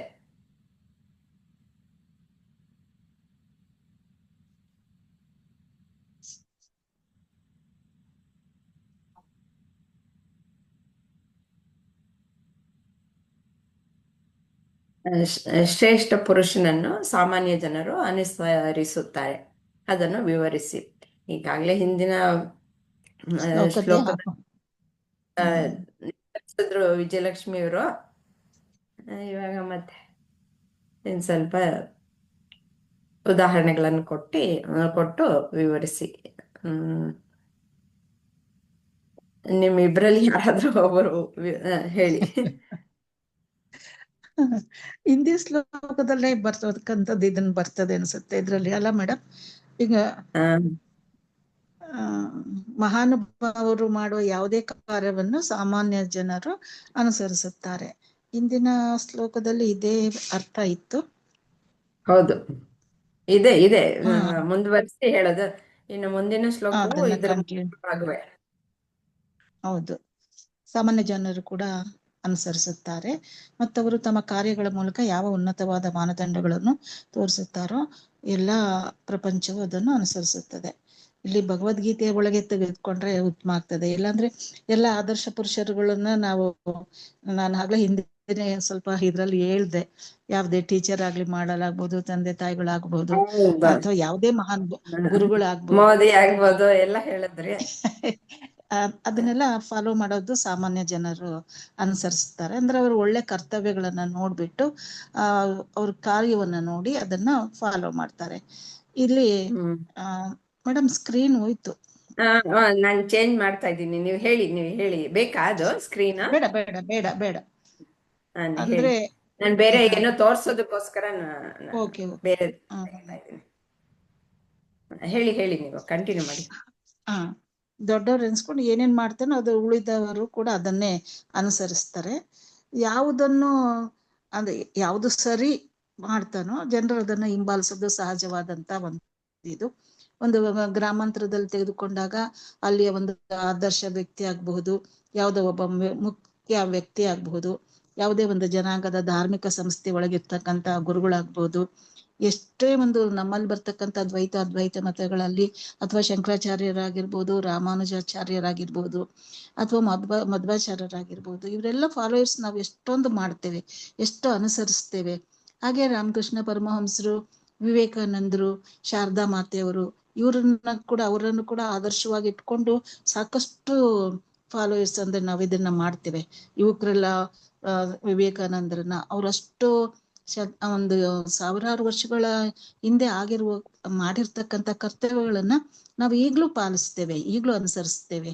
ನಮಗೆ ಮುಖ್ಯವಾಗಿ ನಮ್ಮ ತಾತ ಮುತ್ತಾತನ ಹೆಸರುಗಳೇ ಗೊತ್ತಿರಲ್ಲ. ಆದ್ರೆ ವಿವೇಕಾನಂದ, ಪರಮಹಂಸರು, ಶಾರದಾ ದೇವಿಯವರ ಒಂದು ಹೆಸರುಗಳನ್ನ ಹಿಸ್ಟಾರಿಕಲ್ ಆಗಿ ನಾವು ನೋಡಿದ್ರು ಕೂಡ ನಾವು ಪಾರಮಾರ್ಥಿಕವಾಗಿ ಅವರ ಒಂದು ಇದನ್ನ ನಾವು ಅನುಸರಿಸ್ಕೊಂತ ಬರ್ತೇವೆ. ಹೀಗೆ ಆದರ್ಶ ವ್ಯಕ್ತಿಗಳು ನಮ್ಮ ಭಾರತದಲ್ಲಿದ್ದಂತ ಆದರ್ಶ ವ್ಯಕ್ತಿಗಳು ಇನ್ನು ಬೇರೆ ಯಾವ ದೇಶದಲ್ಲೂ ಇರ್ಲಿಕ್ಕಿಲ್ಲ ಅನ್ಸುತ್ತೆ. ಸನಾತನ ಧರ್ಮದಲ್ಲಿ ನಾವು ಪ್ರಕೃತಿಯನ್ನು ಪೂಜೆ ಮಾಡ್ಕೊಂತ ಬಂದ್ವಿ. ಅಂದ್ರೆ ಈ ಯಾವುದೇ ಒಬ್ಬ ಸೂರ್ಯ ಪರಮಾತ್ಮನನ್ನೇ ನಾವು ಮೊದಲು ಆರಾಧನೆ ಮಾಡಿದ್ವಿ. ಸಮುದ್ರವನ್ನ, ನೀರನ್ನ, ಗಾಳಿಯನ್ನ, ಬೆಂಕಿಯನ್ನ, ಹೀಗೆ ಎಲ್ಲ ತತ್ವಗಳನ್ನ ನಾವು ಆರಾಧನೆ ಮಾಡ್ಕೊಂತ ಬಂದು ಆ ತತ್ವಗಳು ನಮ್ಮಲ್ಲೇ ಇವೆ ಅಂತಕ್ಕಂಥ ಇದನ್ನ ದೃಷ್ಟಿಯಲ್ಲಿ ಇಟ್ಕೊಂಡು ಅನೇಕ ಮಹಾನುಭಾವಗಳನ್ನ ಫಾಲೋಯರ್ಸ್ ಆಗಿ ಇಟ್ಕೊಂಡು ನಾವು ಪೂಜೆ ಮಾಡ್ತಾ ಬಂದಿದ್ದೀವಿ, ಅನುಸರಿಸ್ಕೊಂತಾನು ಬಂದಿದ್ವಿ. ನಾನಾ ಧರ್ಮಗಳು ಇರಬಹುದು, ಆ ಎಲ್ಲಾ ಧರ್ಮಗಳು ಮೂಲ ಕಾರಣವಾದಂತ ಗುರುವನ್ನ, ಅವರ ಒಂದು ಸಂಸ್ಕೃತಿಯನ್ನ, ಸಂಸ್ಕಾರವನ್ನ ಎಳ್ಕೊಂಡ್ ಬರ್ತಾ ಇದ್ದೇವೆ. ಯಾರೇ ದೊಡ್ಡವ್ರು ಅನ್ಸಿದ್ರು ಕೂಡ ನಮ್ಮಂತ ಸಣ್ಣ ವ್ಯಕ್ತಿಗಳು ಅವರನ್ನ ಫಾಲೋ ಮಾಡ್ಕೊಂಡು ಮಾದರಿಯಾಗಿ ಇಟ್ಕೊಂಡು ಹಿಂಬಾಲಿಸ್ತಾ ಇದ್ದೀವಿ. ಅದೇ ತರ ನೀನು ನನ್ನನ್ನ ನೋಡು, ನಾನು ಆತ್ಮ, ನಾನು ಯಾವುದೇ ಒಂದು ಇದನ್ನ ಅಂದ್ರೆ ನಾನು ಕರ್ತವ್ಯ ಎಲ್ಲ ನಾನು ನಿರ್ವಹಿಸ್ತಾ ಇದ್ದೇನೆ. ನನ್ಗೇನ್ ಬರ್ಬೇಕಾದ್ದು ಇಲ್ಲ, ಹೋಗ್ಬೇಕಾದ್ದು ಇಲ್ಲ. ನಾನೆಲ್ಲಾನು ಕೂಡ ಆದ್ರೂ ನಾನು ಕರ್ತವ್ಯನ ಮಾಡ್ತಾ ಇದ್ದೀನಿ.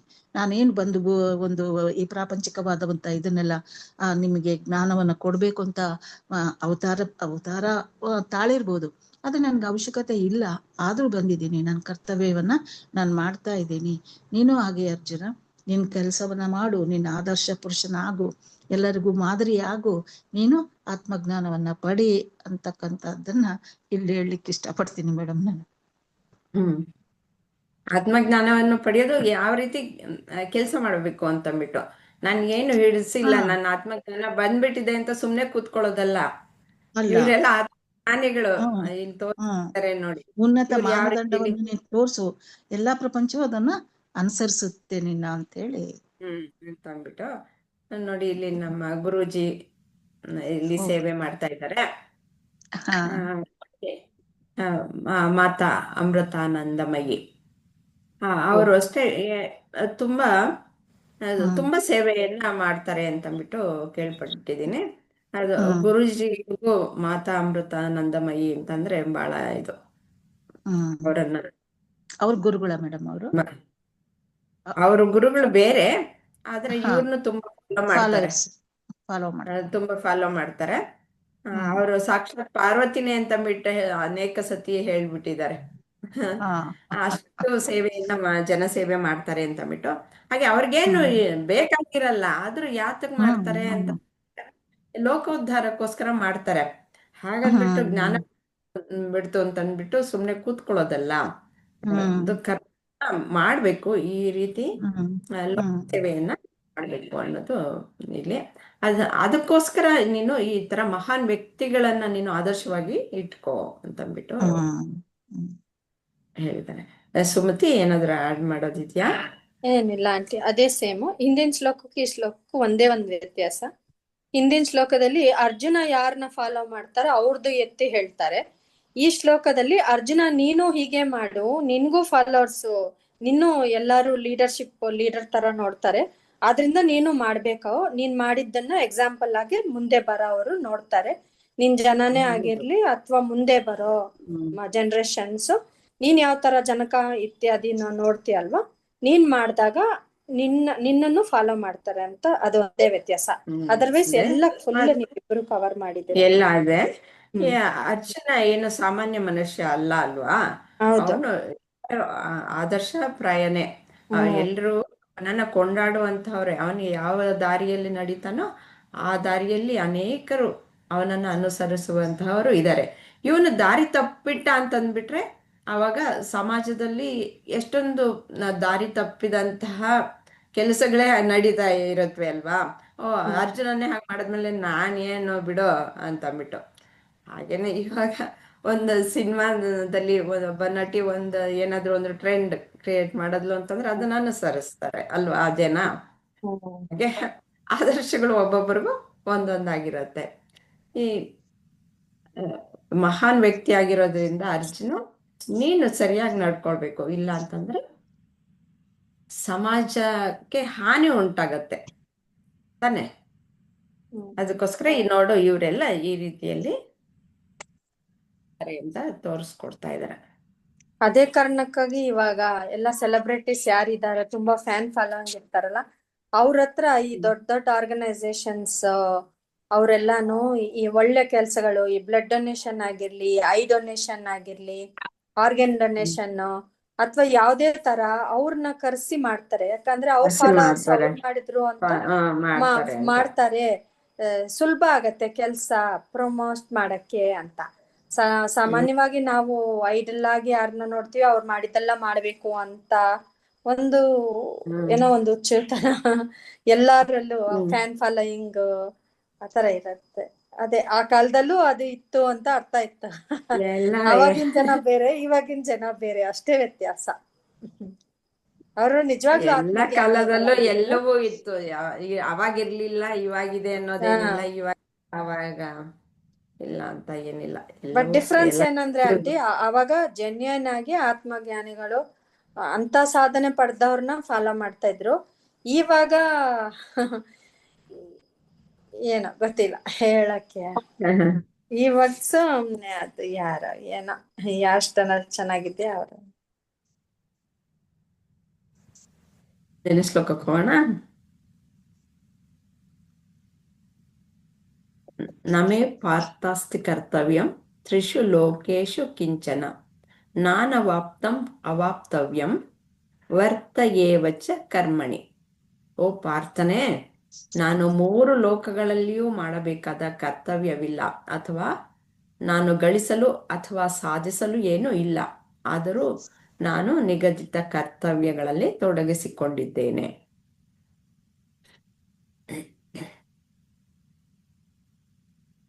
ಅದನ್ನೇ ಮುಂದುವರಿಸಿ ಹೇಳ್ತಾ ಇದ್ದಾರೆ ಅಷ್ಟೆ.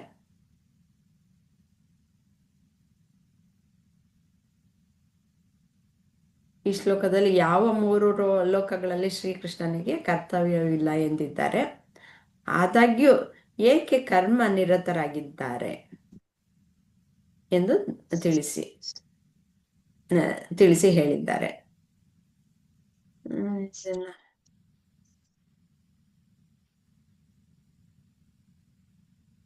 ಸುಮತಿ, ನೀವೇ ಸ್ಟಾರ್ಟ್ ಮಾಡಿ. ದೊಡ್ಡದ್ ಮಾಡ್ಬೇಕಾ ಸಾಕಾ ಸ್ಕ್ರೀನ್?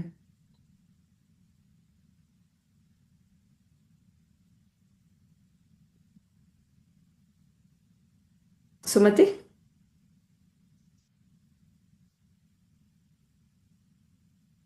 ಇಂದ್ರಮ್ಮ ಅವರಿದ್ರೆ ನೀವು ಸ್ಟಾರ್ಟ್ ಮಾಡಿ. ಸುಮತಿ ಬಂತ ಅನ್ಮ್ಯೂಟ್ ಮಾಡೋದು ಸ್ವಲ್ಪ ಅಷ್ಟೇ. ಅವ್ರೆ ಯಾಕೆ ತುಂಬಾ ಜನಕ್ಕೆ ಕಷ್ಟ ಆಗ್ತಾ ಇದೆ? ಏನೋ ಗೊತ್ತಿಲ್ಲ ಆಂಟಿ, ಅದು ಸುಮಾರು ಸತಿ ಪ್ರೆಸ್ ಮಾಡ್ಬೇಕು, ಅವಾಗ್ಲೇ ಅದು ಬರುತ್ತೆ ಸ್ಕ್ರೀನ್ ಮೇಲೆ. ಆಂಟಿ ಅದನ್ನು ಅವ್ರು ಕವರ್ ಮಾಡಿದ್ರು, ಲಾಸ್ಟ್ ಅಲ್ಲಿ ಹೇಳ್ತಾ ಇದ್ರು, ನಾನ್ ಕೃಷ್ಣ ನನ್ಗೂನು ಯಾವ್ದು ಇದು ಇಲ್ಲ, ಯಾವ ಅಪ್ಲಿಕೇಶನ್ ಇಲ್ಲ, ಏನು ಇಲ್ಲ ಅಂತ ಅವರೇ ಕವರ್ ಮಾಡ್ಬಿಟ್ರು ಅದನ್ನ. ಒಂದಕ್ಕೊಂದು ಕನೆಕ್ಷನ್ ಇರೋದ್ರಿಂದ ಹೌದು ಅದನ್ನ ಕರೆಕ್ಟ್ ಆಗಿ ಅವರು ಈ ಶ್ಲೋಕಕ್ಕೂ ಸೇರ್ಸಿ ಹೇಳ್ಬಿಟ್ಟಿದ್ದಾರೆ. ಇನ್ನೇನು ಎಕ್ಸ್ಟ್ರಾ ಏನು ಇಲ್ಲ ಆಂಟಿ, ಅದನ್ನೇ ರಿಪೀಟ್ ಮಾಡ್ಬೇಕಷ್ಟೇ. ಇಲ್ಲ ಕೃಷ್ಣ ನಾನು ಏನು ಮಾಡೋಂಥದ್ದಲ್ಲ, ಆದ್ರೂ ನಾನು ಮಾಡ್ತಾ ಇಲ್ವಾ ಆ ತರ ನೀನು ನನ್ ಕರ್ತವ್ಯ ಅಂತ ನಾನ್ ಅವ್ರು ಎಲ್ಲ ಕರೆಕ್ಟ್. ಅವ್ರು ಕರೆಕ್ಟ್ ಅಂದ್ರೆ ಅವ್ರಿಗಿಂತ ಜಾಸ್ತಿ ಗೊತ್ತಿಲ್ಲ, ಅವ್ರು ಹೇಳೋದು ನನ್ಗೆ ಕರೆಕ್ಟ್ ಅನ್ನೋದು. ನಾವ್ ಯಾವಾಗ ಪದ ಉಪಯೋಗಿಸ್ಬೇಕು ಅಂದ್ರೆ ನಮ್ಗೆ ಆಲ್ರೆಡಿ ಗೊತ್ತಿದ್ರೆ, ನನಗ್ ಗೊತ್ತೇ ಇಲ್ವಲ್ಲ, ಕರೆಕ್ಟ್ ಅನ್ನೋ ಪದ ಅಲ್ಲ, ಬಟ್ ಗೊತ್ತಾಗ್ತಿಲ್ಲ ಯಾವ ವರ್ಡ್ ಅಂದ್ರೆ ನಂಗೆ ಸಮಾಧಾನ, ನನಗೆ ಪರ್ಸನಲ್ ಆಗಿ ಸಮಾಧಾನ ಒಂದು ಆ ತರದ. ಅದೇ ಎಲ್ಲಾರು ಸೆಲ್ಫ್ ಸಫಿಶಿಯಂಟ್ ಅರ್ಜುನನ್ಗೆ ಅದನ್ನೇ ಮುಂದೆ. ಯಾಕಂದ್ರೆ ಯಾರೇ ಆಗ್ಲಿ ಒಂದ್ಸತಿ ಹೇಳಿದ್ರೆ ಯಾರು ಕೇಳಲ್ಲ, ಮೇಲೆ ಮೇಲೆ ಮೇಲೆ ಅವ್ರಿಗೆ ಟೋಟಲಿ ಅವ್ರು ಒಪ್ಕೊಳ್ಳೋ ತನಕ ಬಿಡಲ್ಲ ಅಲ್ವಾ. ಎಲ್ಲಾ ತರ ಅವ್ರಿಗೆ ಒಂದು ಚಿಕ್ಕ ಡೌಟ್ ಮನ್ಸಲ್ಲಿದ್ರು ಅದನ್ನ ಕೃಷ್ಣನೇ ಹುಡುಕಿ ಅವ್ನ್ ಅರ್ಥ ಮಾಡ್ಕೊಂಡು, ಅವ್ರ ಸ್ನೇಹಿತನೂ ಹೌದು, ಅರ್ಜುನನ್ಗೆ ಕೃಷ್ಣ ಸ್ನೇಹಿತನೂ ಹೌದು, ಆ ಯುದ್ಧ ಭೂಮಿನಲ್ಲಿ ಅವನು ಗುರುಗಳು ಆಗ್ಬಿಡ್ತಾನೆ, ಆಮೇಲೆ ಎಲ್ಲಾ ಗೊತ್ತಿರೋನು ಕೃಷ್ಣ, ಎಲ್ಲ ಮೂರು ಲೋಕದ್ದು ಎಲ್ಲಾ ಗೊತ್ತಿನ, ಅದಕ್ಕೆ ಅಲ್ವಾ ವಿಶ್ವರೂಪ ಅಲ್ಲ. ಕೊನೆಗೆ ಎಷ್ಟ್ ಹೇಳಿದ್ರು ಅವ್ನ್ ಬರೀ ಸ್ನೇಹಿತನ್ ತರಾನೇ ನೋಡ್ತಾ ಇರ್ತಾನೆ. ಲಾಸ್ಟ್ ಅಲ್ಲಿ ವಿಶ್ವರೂಪ ದರ್ಶನ ತೋರ್ಸ್ಬಿಟ್ಟು ನಾನೇ ಎಲ್ಲ ಕಣಪ್ಪ ನೀನೇನೋ ಅನ್ನೋವಾಗ ಎಂತಾದ್ರು ಒಪ್ಕೋಬೇಕು. ಅದಕ್ಕಿಂತ ಮುಂಚೆ ಅವ್ನ್ ಸಾಮಾನ್ಯ ಫ್ರೆಂಡ್ ಅನ್ನೋ ಪೊಸಿಷನ್ ಅಲ್ಲೇ ಹೇಳ್ಕೊಂಡು ಬರ್ತಾನೆ ಅಷ್ಟೇ. ಅವನು ಒಪ್ಸಕ್ಕೆ ಇನ್ನೊಂದು ರೀತಿ ಇದೇ ರೀತಿ ಅವ್ರು ಹೇಳ್ಬೇಕಲ್ಲ. ನಾವು ಹೇಳ್ತೀವಲ್ವಾ ಜನರಲ್ ಆಗಿ ಯಾರನ್ನ ಏನೋ ಒಪ್ಸ್ಬೇಕಂದ್ರೆ, ಇವಾಗ ನಾನ್ ಮಾಡ್ತಾ ಇಲ್ವಾ ಅಂತ ಕೊನೆಗೆ ನಮ್ಮ ಎಕ್ಸಾಂಪಲೇ ತಗೊಂಡ್ಬಿಡ್ತೀವಿ ನಾವು. ನೋಡು ನಾನು ಹಿಂಗೆ, ಹಂಗೆ, ನಾನು ಮಾಡಿದ್ದೀನಿ, ನಾನು ಇದೆಲ್ಲ ಮಾಡ್ತಾ ಇದ್ದೀನಿ ಅಂತ. ಆತರ ಕೃಷ್ಣ ಅವನದು ರೋಲುನು ಹೇಳ್ಕೊಂತಾನೆ. ಏನು ಲೀಡರ್ಸ್ ರೋಲು ಹೇಳ್ಕೊಂಡ, ನೀನ್ ಮಾಡೋದ್ರಿಂದ ಮುಂದೆ ಅವ್ರಿಗೂನು ನೀನ್ ಎಕ್ಸಾಂಪಲ್ ಆಗ್ತೀಯಾ, ನಾನು ಅದನ್ನೇ ಮಾಡಿದ್ದು ಅಂತ ಅವನ ಬಗ್ಗೆನು ಹೇಳ್ಕೊಂಡೆ ಅಷ್ಟೇ. ಸರಿ ಅಮ್ಮ, ಈಗ ಮೂರ್ ಲೋಕ ಯಾವ್ಯಾವ್ದು ಅಂತ? ಹ್ಮ್ ಹ್ಮ್. ಮೂರು ಅದೇ ಲೋಕಗಳು ವೇಕಿಂಗು ಡ್ರೀಮು. ಯಾವ್ಯಾವ್ದು? ಇವಾಗ ನಾವು ಅದು ತಗೊಳ್ಬೋದು. ವೇಕಿಂಗ್, ಡ್ರೀಮ್ ಮತ್ತೆ ಡೀಪ್ ಸ್ಲೀಪ್. ನಮ್ ಸ್ಟೇಟ್ ಅದು ಆಫ್ ತಗೊಳ್ಬೋದು. ಕಾನ್ಶಿಯಸ್ನೆಸ್ ಅದು. ಅದೇ ವೇಕಿಂಗ್ ಅಲ್ಲಿ ಅಲ್ಲ, ನಾವು ಅದನ್ನ ಪೂರ್ತಿ ತಗೊಂಡು ಪ್ರಪಂಚ ಹೇಳಿ, ನಿಮ್ಗೆ ಹೇಗೆ ಹೊಳೆಯುತ್ತೋ ಅದನ್ನ ಹೇಳಿ. ಮತ್ತೆ ಇದು ದೇಹ, ಮನಸ್ಸು, ಬುದ್ಧಿ ಹಾಗೆ ತಗೊಳ್ಬೋದು. ಹ್ಮ್ ಮತ್ತೆ 3 ಶರೀರಗಳು, 3 ಲೋಕಗಳು ಅಂದ್ರೆ ನಾವು ಸಾಮಾನ್ಯವಾಗಿ ಏನ್ ಹೇಳ್ತೀವಿ, ಈ ಭೂಲೋಕದಲ್ಲಿ ನಾನು ಸತ್ ಮೇಲೆ ಹೋಗುವಂತಹ ಲೋಕಗಳು ಅಂದ್ರೆ ನಾನು ಸ್ವರ್ಗಕ್ಕೆ ಹೋಗ್ಬೋದು, ನರ್ಕಕ್ಕೆ ಹೋಗ್ಬೋದು. 3 ಲೋಕನು ಹಾಗೂನು ಇಂಟರ್ಪ್ರೇಟ್ ಮಾಡ್ಬೋದು. ಆಧ್ಯಾತ್ಮಿಕವಾಗಿ ಹೇಗ್ ಮಾಡ್ತೀವಿ ಅನ್ನೋದನ್ನು ನೋಡ್ಬೇಕು. ಮೇಲ್ನೋಟಕ್ಕೆ ಏನ್ ಕಾಣಿಸುತ್ತೆ ಮೊದ್ಲು, ಆಮೇಲೆ ಆಧ್ಯಾತ್ಮಿಕವಾಗಿ ಹೇಗ್ ತಗೊಳ್ಳೋದು.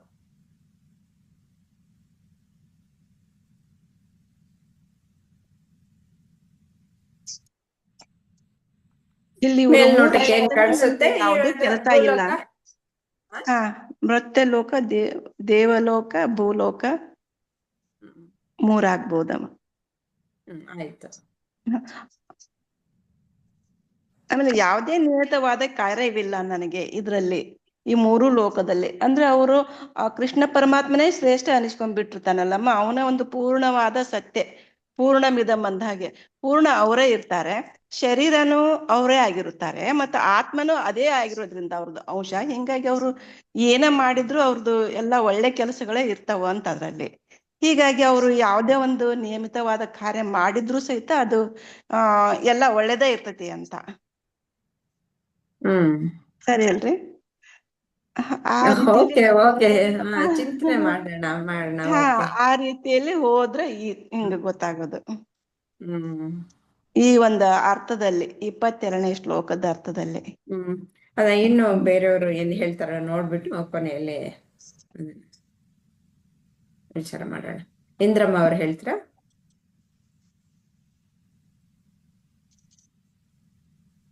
ಏನಾಯ್ತು? ಇಂದ್ರಮ್ಮ ಅವರು ಏನು ಮ್ಯೂಟ್ ಆಗಿಲ್ಲ, ಅನ್ಮ್ಯೂಟ್ ಆಗಿದ್ದಾರೆ. ಸುಮತಿ? ಹಾ ಆಂಟಿ, 3 ಲೋಕ ಅಂದ್ರೆ ಅದೇ ಅರ್ಥ, ಹೆವನು, ಮತ್ತೆ ಇನ್ನೊಂದು ಅಂತದ ಯಾವ್ದಂತಿ ಅದು ನರಕ. ಅದು ವೇಕಿಂಗ್ ಸ್ಟೇಟ್. ನಾವು ಈ ವರ್ಲ್ಡ್, ಈ ಪ್ರಪಂಚದ್ದು ಮೆಟೀರಿಯಲಿಸ್ಟಿಕ್, ಈ ಪ್ರಪಂಚದಲ್ಲಿ ಇರೋ ಎಲ್ಲ ಸೆನ್ಸ್ ಆರ್ಗನ್ಸ್ ಅಲ್ಲಿ ನಾವು ಫೀಲ್ ಮಾಡ್ತೀವಲ್ವಾ, ಅದು ವೇಕಿಂಗ್ ಸ್ಟೇಟ್. ಸ್ಲೀಪ್ ಬಂದ್ಬಿಟ್ಟು ಅದೇ ಇನ್ನೂ ಒಂದ್ ಸ್ವಲ್ಪ ಸೆಕೆಂಡ್ ಸ್ಟೇಜ್ ಬರ್ತೀವಲ್ವಾ ನಾವು, ಡ್ರೀಮ್ ಸ್ಟೇಟ್. ಡ್ರೀಮ್ ಗಾಢ ನಿದ್ರೆ ಅಂದ್ರೆ ಇನ್ನ ಒಳಗೆ, ನಮ್ಮೊಳಗೆ ನಾವು ನೋಡ್ಕೊಳಕ್ ಶುರು ಮಾಡ್ತೀವಲ್ವಾ, ಅದು ಅಂದ್ರೆ ಪ್ರಪಂಚದಿಂದ ಎಷ್ಟು ದೂರ ಹೋಗ್ತೀವೋ ಆತರ. ನಿದ್ದೆ ಇವಾಗ ನಾವು ಎದ್ದಿರುವಾಗ, ವೇಕಿಂಗ್ ಸ್ಟೇಟ್ ಅಲ್ಲಿ ಎಚ್ಚರವಾಗಿರುವಾಗ ನಾವು ಎಲ್ಲ ಕಾಣಿಸುತ್ತೆ, ಎಲ್ಲ ಈ ಪ್ರಪಂಚ ಇರೋದೆಲ್ಲ ನಮ್ ಆಸಿಟಿಸ್ ಮೆಟೀರಿಯಲ್ ಎಲ್ಲ ಕಾಣಿಸುತ್ತೆ, ಅದು ವೇಕಿಂಗ್ ಸ್ಟೇಟ್. ನಿದ್ದೆಗೆ ಹೋದಾಗ ಸ್ಲೀಪ್ ಸ್ಟೇಟ್ ಅಲ್ಲಿ ಮಲ್ಕೊಂಡಿದೀವಿ, ನಮ್ಗೇನು ನಮ್ಮ ಅಕ್ಕಪಕ್ಕ ಏನಿದೆ ಏನೋ ಅದ್ರ ಬಗ್ಗೆ ಅಷ್ಟೊಂದು ಗೊತ್ತಿಲ್ಲ, ಬಟ್ ಆದ್ರೂ ಹಿಂಗೆ ಅಷ್ಟೊಂದು ಡೀಪ್ ನಿದ್ದೆ ಹೋಗಿರಲ್ಲ. ಏನೋ ಒಂದ್ ಸ್ವಲ್ಪ ಇದು ಬಂದ್ರು ಎಚ್ಚರ ಆಗ್ಬಿಡ್ತೀವಿ, ಮತ್ತೆ ಎಲ್ಲಿದೀವಿ ಫುಲ್ ಕಾನ್ಶಿಯಸ್ ಇರತ್ತೆ ನಮ್ಗೆ. ಡೀಪ್ ಒಂದೊಂದ್ಸತಿ ಡೀಪ್ ಸ್ಲೀಪ್ ಹೋದಾಗ ನಾವೇ ಹೇಳ್ಕೊಂತೀವಿ, ಅಯ್ಯಪ್ಪ ನಾನು ನಿದ್ದೆ ಹೋದೆ, ಅದೇನು ಸಾಯಂಕಾಲನ ಬೆಳಗ್ಗೆನ ರಾತ್ರಿನ ಏನು ಅಂತಾನೆ ಗೊತ್ತಾಗ್ತಾ ಇರ್ಲಿಲ್ಲ ಅನ್ನೋದು ಅದು ನಾರ್ಮಲ್ ಆಗಿ ಹೇಳೋ ಅಂಥದ್ದು.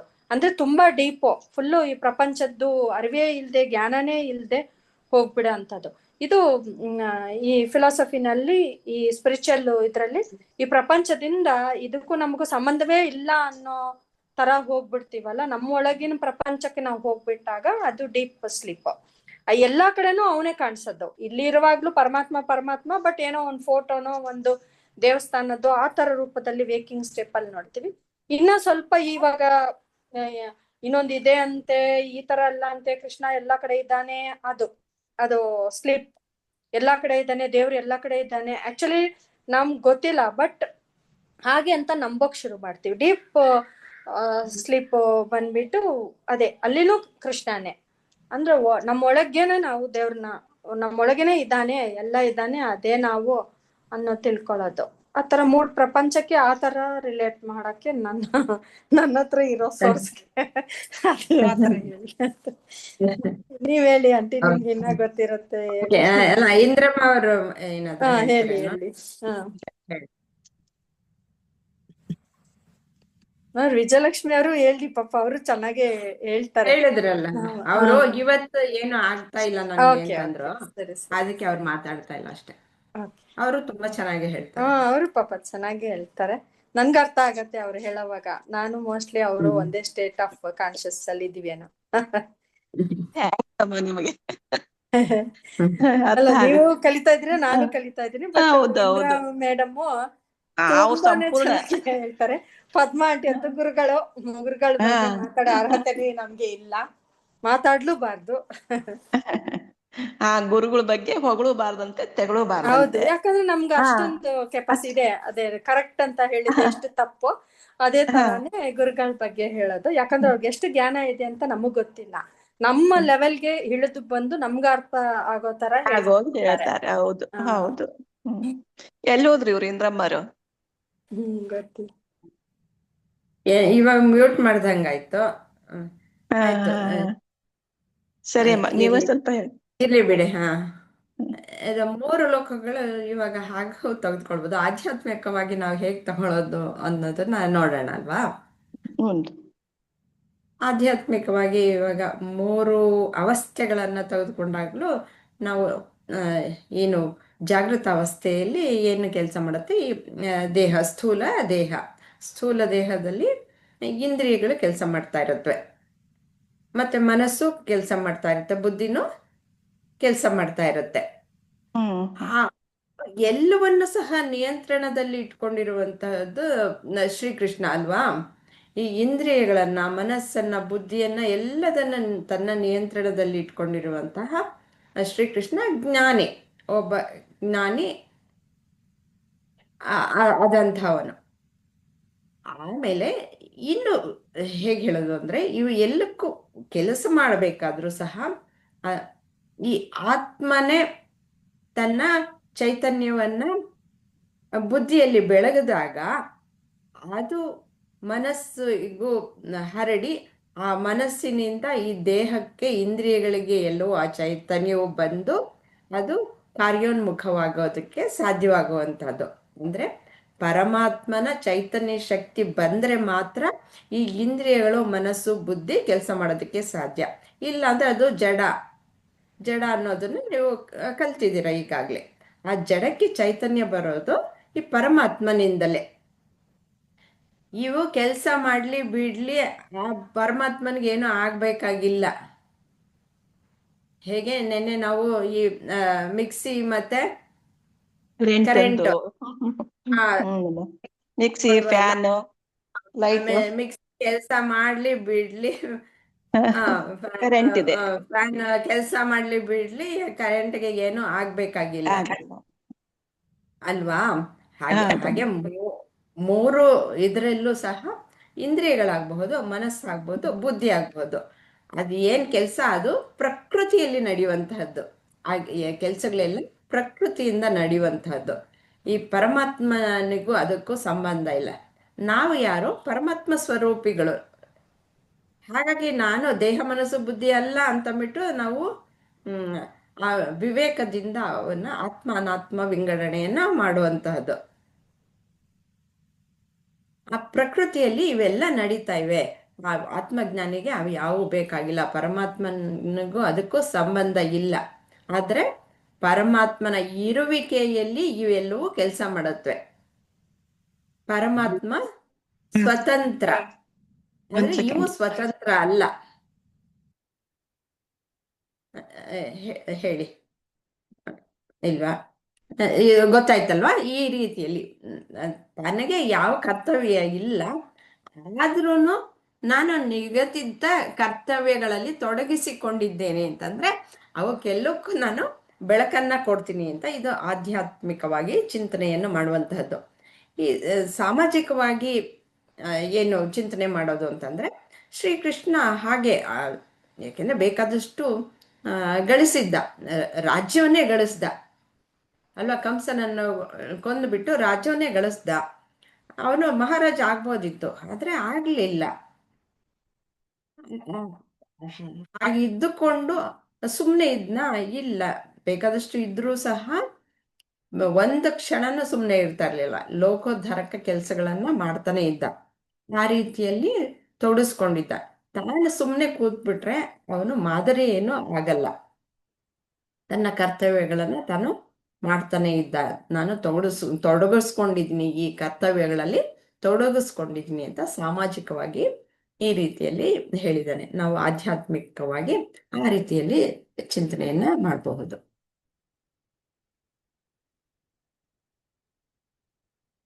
ಏನಾದ್ರೂ ಕೇಳೋದಿದ್ಯಾ?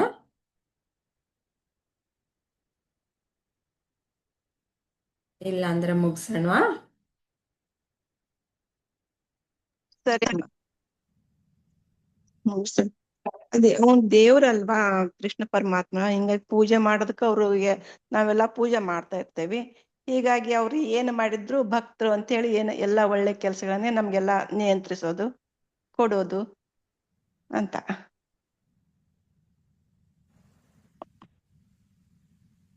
ಶ್ರೀ ಗುರುಭ್ಯೋ ನಮಃ. ಶ್ರೀಕೃಷ್ಣ ಅರ್ಪಣಮಸ್ತು. ಹರಿ ಓಂ.